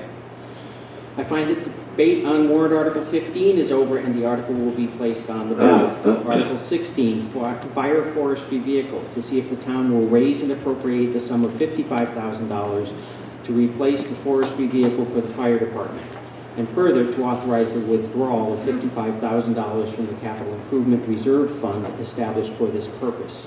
No amount to come from taxation, recommended by the select board, recommended by the budget committee, majority vote required. Ms. Kendall, if you briefly introduce the article. This purchase was not verbally proposed at the public hearing for the town budget, and for that I want to apologize to voters and the fire department. It was part of what was the draft warrant at that time. It was the goal to always present this in its own slide. It was, however, listed as an item in the bottom of the operating budget handout that was available on that day, which is similar to the one you're looking at today. So our goal is always, of course, to follow the law, and procedure matters, and the rights of the residents, of course, matter. And so the loss to the public in this error is that people were not allowed the opportunity more visibly to discuss the article and tell the budget committee how they felt about the article before the budget committee recommended it. We discovered that error immediately following the public hearing and brought that to the attention of the budget committee, who chose to recommend the article anyway, should we discover that it is possible to continue with its proposal. So we entered into conversation with the Department of Revenue, who reminded us of the RSA, which states that it has to be disclosed or discussed. And while it was certainly disclosed, it could have been discussed more, and people had the right to bring it forward because it was visibly there in the operating budget. And that's less than wonderful, I'll be the first to admit, but it does meet the minimum standard that it was disclosed. And so for that reason, we are proposing to replace the forestry vehicle, which is 17 years old and continuing to experience additional repairs, needed repairs. Thank you, Ms. Kendall. We're in discussion and debate on warrant Article 16.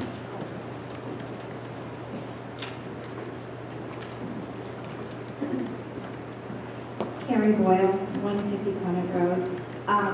This has nothing to do with whether I am for or against this warrant article. It was about the process. Because although it did appear in the handout, unless everyone was following exactly through the handout, it did not, the warrant article did not appear on the presentation. And when the public hearing had ended, most of the people left, and that's when the budget committee discussed it. So a lot of the people didn't even know about this. So I just think procedurally this is wrong. Thank you, Ms. Boyle. Further discussion and debate on warrant Article 16.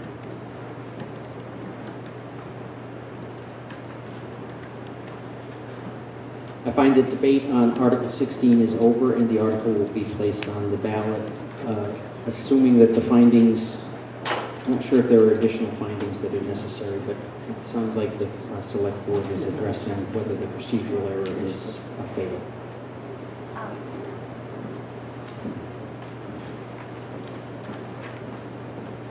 I do have the wording from the DRA. If I could just read that in there. You may. Thank you. All purposes and amounts of appropriations to be included in the budget or special warrant articles shall be disclosed or discussed at the final hearing. The governing body or budget committee shall not thereafter insert in any budget column or special warrant article an additional amount or purpose of appropriation what was not disclosed or discussed at the hearing without first holding one or more public hearings on supplemental budget requests for town or district expenditures. Sorry, I'm nervous. And I just have one more thing to say is, so I'm actually surprised that the budget committee took a vote on this without the public hearing. Because when I sat on the budget committee,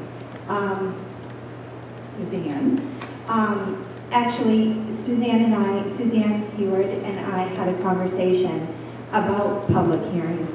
And at one of the meetings, we sat here, and Suzanne had said to me that the budget committee needs to hear what people in attendance at the public hearing have to say. This is generally what the conversation was, before the budget committee makes their decision. So there was no discussion about this at the public hearing, and then the budget committee made their recommendation to support it without hearing from anyone. Thank you, Ms. Boyle. Ms. Heward? Thank you. I think we can all agree that this was not necessarily the optimum approach, and that it if it could have happened differently, it would have. It was an error. However, at least 2 or 3 times in reading the RSA, Carrie said to... So if you could address the article rather than an individual member of the body. Thank you. The statute says to disclose or discuss, or disclose or discuss. The disclosure was the fact it was on all of the printed materials that outlined the budget. So it had been disclosed. It was not discussed during that public hearing.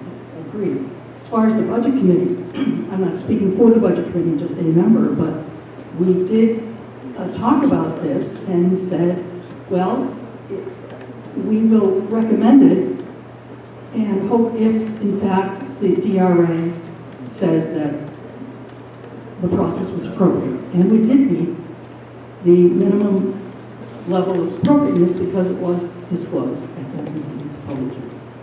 Thank you.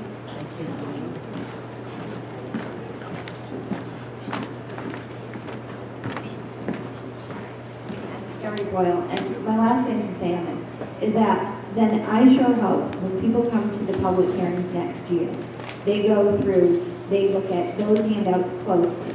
Because I'm not saying that it could, is going to happen, but if you can just put something, stick something in there and then say, well, it was disclosed. We didn't discuss it, we didn't put it on the screen, but we disclosed it, we put it in there. I think it's a slippery slope. So I know that there was a warrant article submitted for a zoning and planning board, and it missed the deadline, and I understand that. So, but I'm thinking, it works both ways. We can't, make exceptions for some things over here and not on the other. So I think both, the public and the town needs to play by the same rules. So. Thank you, Ms. Boyle. I find that Mr. Foss, if you could identify yourself, even though I did. Thank you, Mr. Moderator. Sonny Foss, Rollinsville. I just question the legality of this. I mean, really, is it right to go ahead? Or is it not right to go ahead? I'm not a lawyer, so I certainly don't know. Okay, so your question, so I'm questioning, should we go ahead with this legally? So So, Mr. Foss, I think that's a question for the planning board. Even though I'm a member of that learned profession, I'm not providing legal counsel to the town of Rollinsford. It would be a mistake for me to do so. If the select board has a response, I think it can consider the sense of the body here with regard to whether or not they can put it on the ballot. But I don't think it's a decision that this deliberative session can make. I would just comment that it's a legal decision, really, and legal decisions are always open to attorney and court interpretation of the law that will rightly read. So the select board took the same view that Suzanne Hewer did, that the minimum standard was met. And while it was certainly not optimal, and we all apologize for how this all happened, it does meet the minimum standard of disclosed or discussed. Mr. Coons? Alan Coons, Stockdale Circle. The minimum standard was met, and I think the town administrator and members of the select board indicated it perhaps could have been done a little bit differently. If the minimum standard has been met, and it can be going forward as a warrant, I would leave it up to the town. Either way, apparently we need a fire forestry vehicle. So the alternative would be that we're going to remove this and then end up having to go through this again next year. So I'm not sure I see the benefit of that. Thank you. Thank you, Mr. Coons. Mr. Ordway? John Ordway, 341 Sligo Road, Budget Committee Chair. Just wanted to make a point that this has been on the CIP for a number of years. We discussed this last year. This forestry vehicle is not a surprise expense. It's something that we've all been aware of and it's been planned for. Just want to make that point. Thank you, Mr. Ordway. Ms. Dial?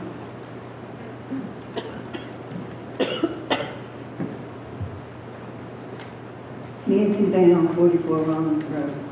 I am not against the forestry vehicle by any means, but I am against the fact that if we're not going to go through the entire budget in the public hearing, that I can't see where someone would understand that that was in there on the bottom of saying expenses.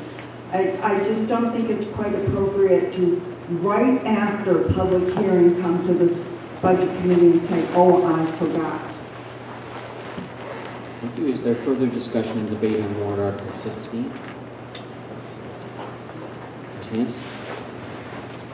I'm in agreement with the idea that maybe there was some issue regarding disclosure or discussion, but it seems to me that Mr. Ordway's point that this was something that was known about for the last couple of years and some other things. I think people know about this.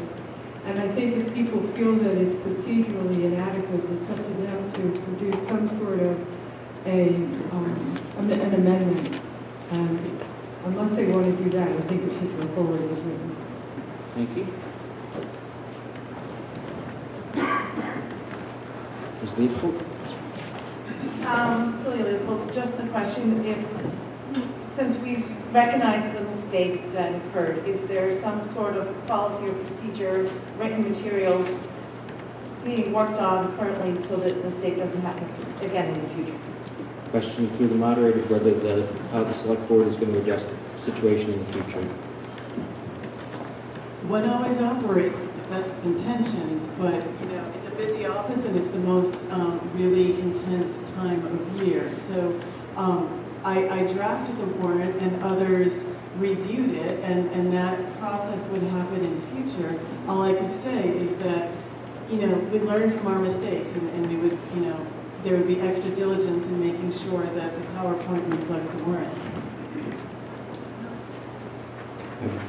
Finding that debate on Article 16 is concluded, and it appears that the Select Board has made a decision that it will be placed on the warrant and therefore placed on the ballot, and our debate on Article 16 is at a conclusion. Article 17, Town Hall Generator. to see if the town will raise and appropriate the sum of $30,000 to replace the generator in the town hall, and further to authorize the withdrawal of $30,000 from the capital improvement reserve fund established for this purpose. No amount to come from taxation, recommended by the select board, recommended by the budget committee, majority vote required.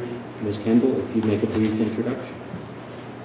The current generator serves the town hall and police department. It is, I'm not sure how old, but it is old, and it's difficult to find parts for it. It is needing more and more service all the time. It would not be replaced unless... It would not be, thank you, sorry. The current generator is old. It is propane. It cannot be replaced as propane with the current layout. They are evaluating whether or not it would be propane or diesel going forward. It serves the town hall and police station. I'm not sure what the age of the current generator is, but it is failing. It's difficult to find parts. It would only, the replacement would only happen if necessary. Thank you. We're in discussion and debate on Article 17. I find that debate on Article 17 is over and the article will be placed on the ballot. Article 18, Town Hall Assessment, to see if the town will raise and appropriate the sum of $30,000 to assess the town hall, and further to authorize the select board to receive grant funds for this purpose from taxation, recommended by the select board, recommended by the budget committee, majority vote required. And Ms. Kendall, again, if you would provide a brief introduction. Well, it authorizes this to come from taxation. The goal is to apply for grants. Those grants have not been completely identified. The goal is to assess the potential use of the building and its accessibility, safety concerns, how to maintain that building. This article is a derivative of the space needs conversation about the police department and whether or not to build a new police department. The select board did not put that on last year's warrant because of repeated concerns over not enough information in evaluating that proposal.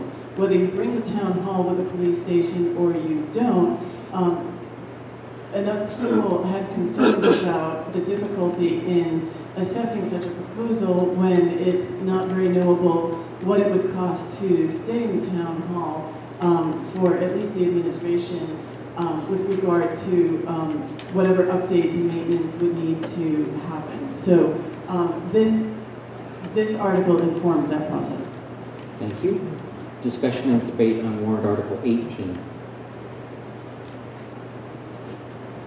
I find that debate on warrant Article 18 is over and the article will be placed on the ballot. Article 19, Capital Improvement Reserve Fund, to see if the town will vote to raise and appropriate $186,895 to be placed in the Town Capital Improvement Reserve Fund established for this purpose from taxation, recommended by the Select Board, recommended by the Budget Committee, majority vote required. Ms. Kendall, again, if you would please briefly introduce it.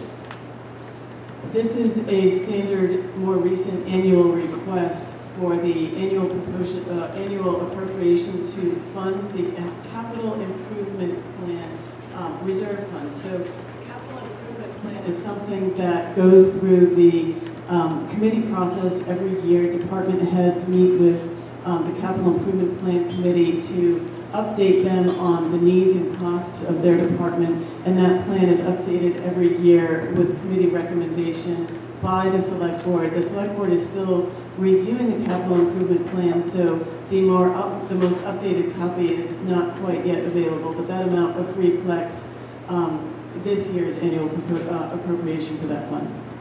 Thank you. This meeting may discuss, debate, and amend the article.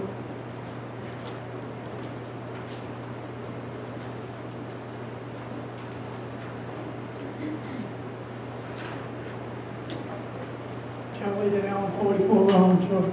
Mr. Martin, I got one simple question. What's the tax impact on this article? Can somebody please tell me? Okay.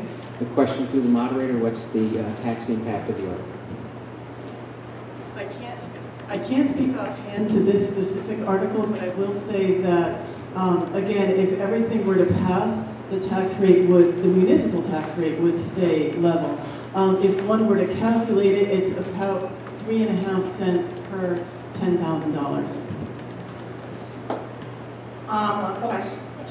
I think Mr. Dyer would like to ask a follow-up. I'd like to follow, I would want a dollar amount, how much? This was asked at the deliberative, and nobody answered, and now it's asked again, and nobody answered. It's not that hard to figure out.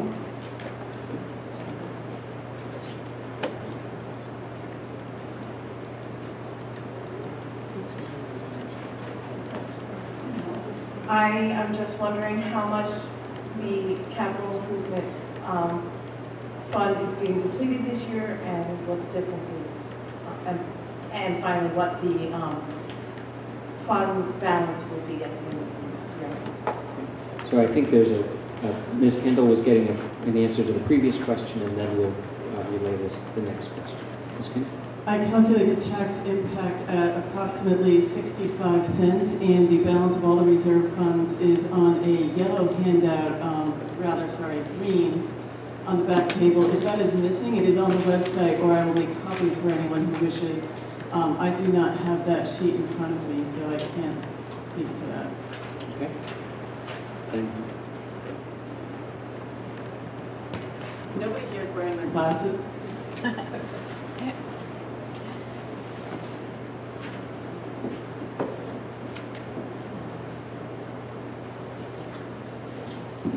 It looks like the balance is currently $347,413. Further discussion and debate on Article 19. I find that debate on Article 19 is over and the article will be placed on the ballot.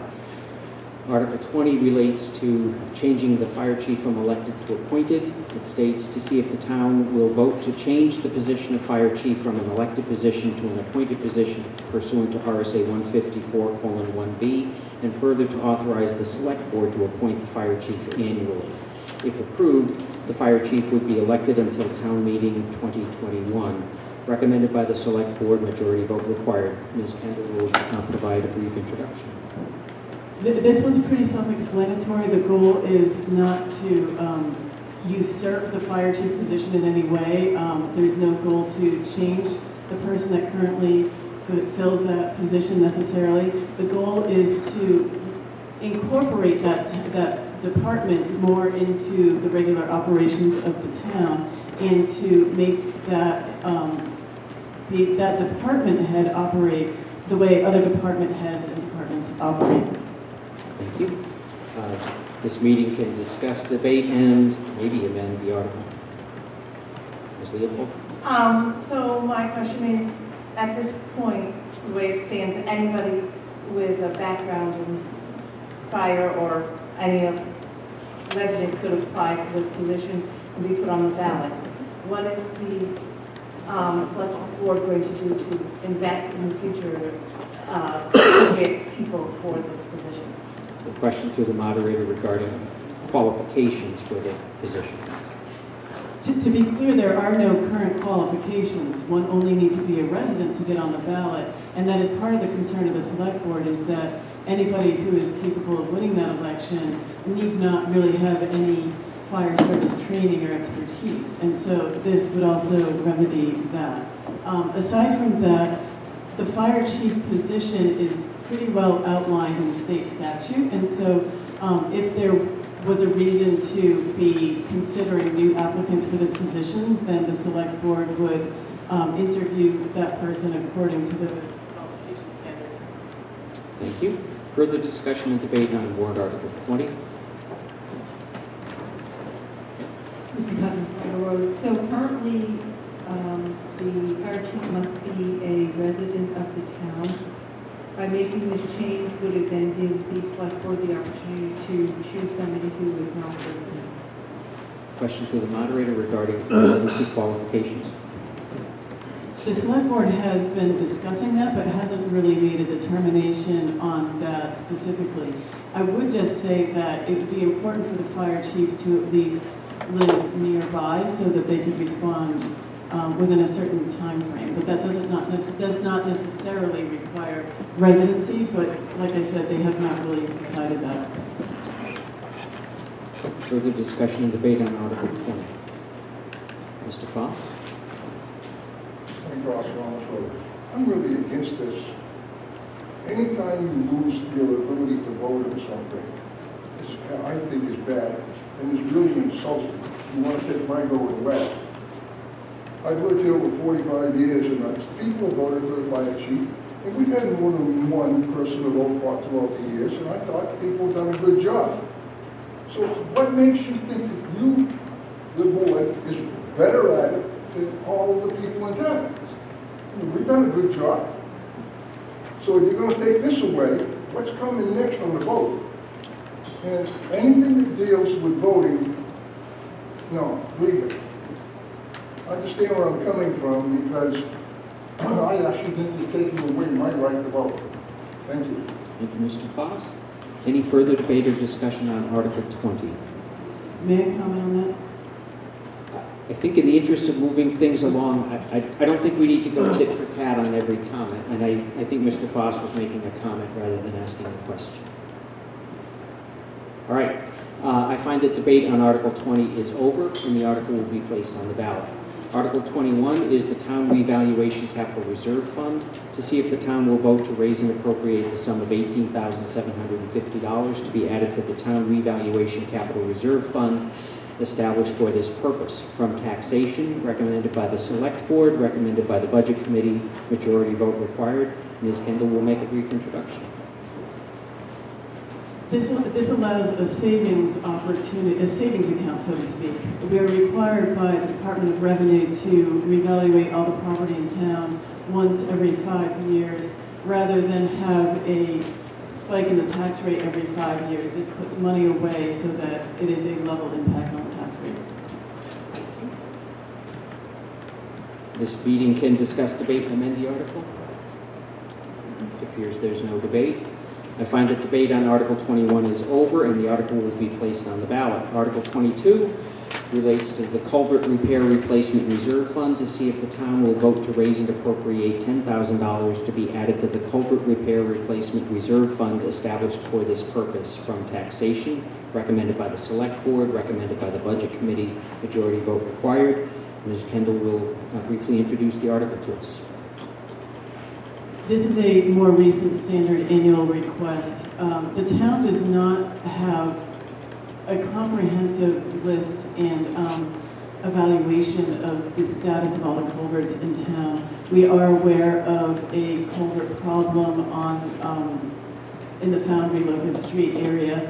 We are going to work to assess that situation this year, which will require engineering, and anytime all of these kinds of repairs, as we saw from the emergency repair of Partridge Lane 4 or so years ago, they're tens of thousands of dollars. So this article accomplishes, it helps us put things aside for the unknowable, but they will also help us to determine what's going on in that one area.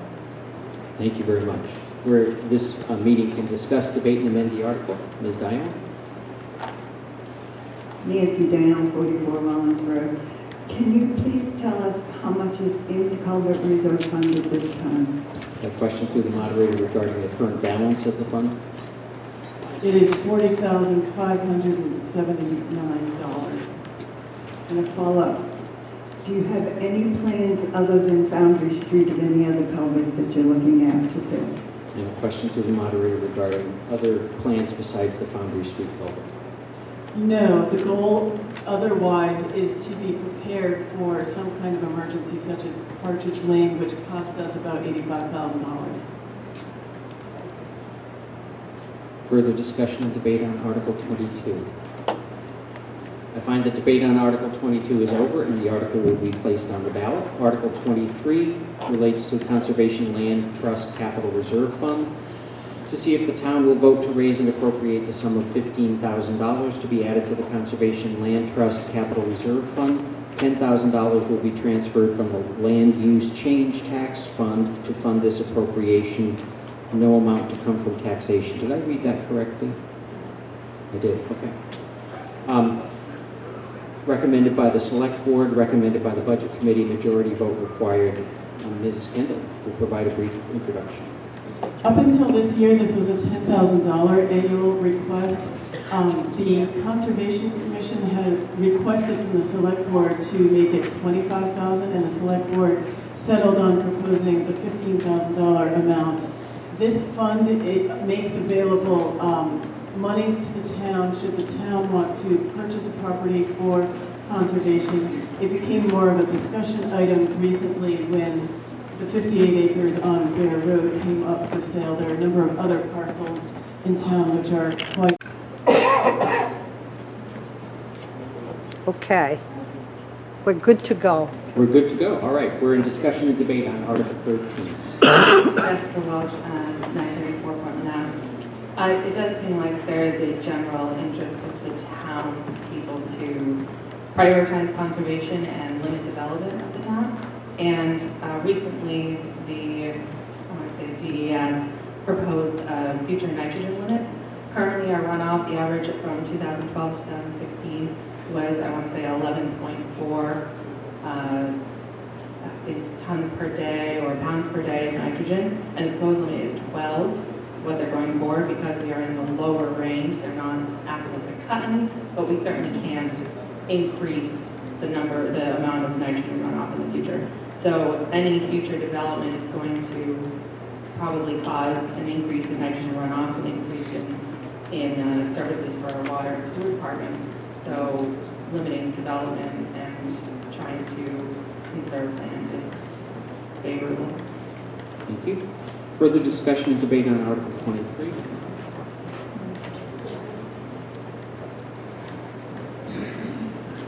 Jason Sargent, Stockdale Circle. I was just going through the green sheet of trust funds. I didn't see the land use change tax fund listed here. Do we know what balance is in the land use change tax fund? Question to the moderator about the balance of the land use change trust fund. I think this is one of the weird ones that is actually managed by the town rather than the trustees of the trust fund, so that's why it's not listed, and I apologize for that.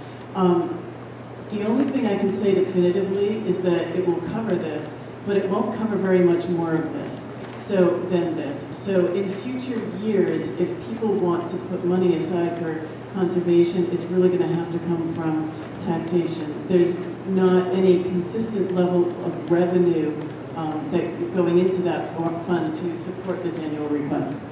Thank you. Further discussion and debate on Article 23. I find that debate on Article 23 is over and the article will be placed on the ballot. Article 24 relates to land surveys and related expenses to see if the town will vote to raise and appropriate the sum of $5,000 to finance land surveys and related expenses that may be incurred in assisting private landowners who donate conservation easements and or to purchase options to buy critical lands the town may wish to protect for open space or conservation uses. And further, to authorize the withdrawal of $5,000 from the Conservation Land Trust Capital Reserve Fund for this purpose. No amount to come from taxation.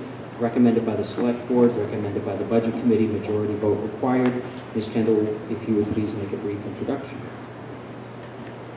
This allows the town the flexibility to help somebody who may not have the resources to donate or sell their land to the town for conservation. It helps to pay for surveying expenses and other related costs should somebody want to do that. It is only if somebody comes forward for that purpose. Thank you.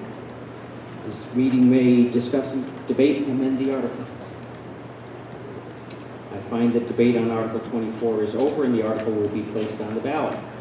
Article 25, authority to sell surplus equipment and vehicles, to see if the town will vote to authorize the Select Board to sell to the highest bidder the surplus equipment and vehicles owned by the town. Recommended by the Select Board, majority vote required.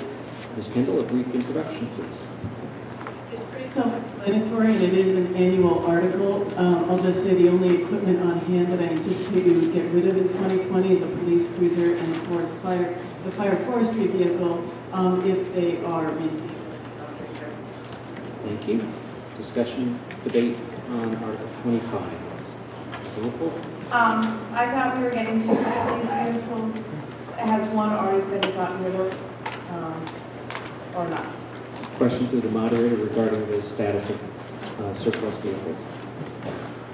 One police cruiser is currently almost available to be put out to bid. There may be a second one that could be available by the end of the year. It depends on when this new cruiser is put into service. I would say the same with forestry vehicle, but it depends when the new vehicle is put into service. So, any discussion and debate on Article 25? I find that debate on Article 25 is over and the article will be placed on the ballot. Ms. Matthews has an announcement under Article 26. While she's approaching the microphone, I want to thank Kate Nesbitt, Caroline Kendall, the Select Board, Jonathan Ordway, the Budget Committee, the supervisors of the checklist, Chief Ducharme, and his staff for their help getting ready for this meeting. I also want to thank the tellers who assisted with the vote counts. Under other business that may legally come before the meeting, Ms. Matthews has an announcement. Thank you, Mr. Moderator. I just wanted to remind everyone who's remaining here who might be living in the Rollinsford Water Sewer District, the annual meeting will be on March 17th at 6:30 p.m. at the Legion Hall, and doors open at 6 p.m. for voter and resident check-in with the supervisors. Also, if you're running for any offices in town, I am going to be doing interviews again this year. For anyone who's interested in being interviewed and being more visible with the electorate, Tamara Manchikowski and I will be doing that on February 22nd to Saturday all day. So just check in with me after this if you're interested in having some fun with getting yourself more out there in the electorate. Thank you. If there's no other business, I'll accept a motion to dismiss. But before I do that, if anybody wishes to help save the town some trees and turn in their cards to the supervisors, that would be great. If people could help move chairs to the side, that would be helpful too. I would accept a motion to dismiss this meeting. Mr. Dion, is there a second? Yes, Ms. Salvati. Those in favor say aye. Aye. We're done. Thank you.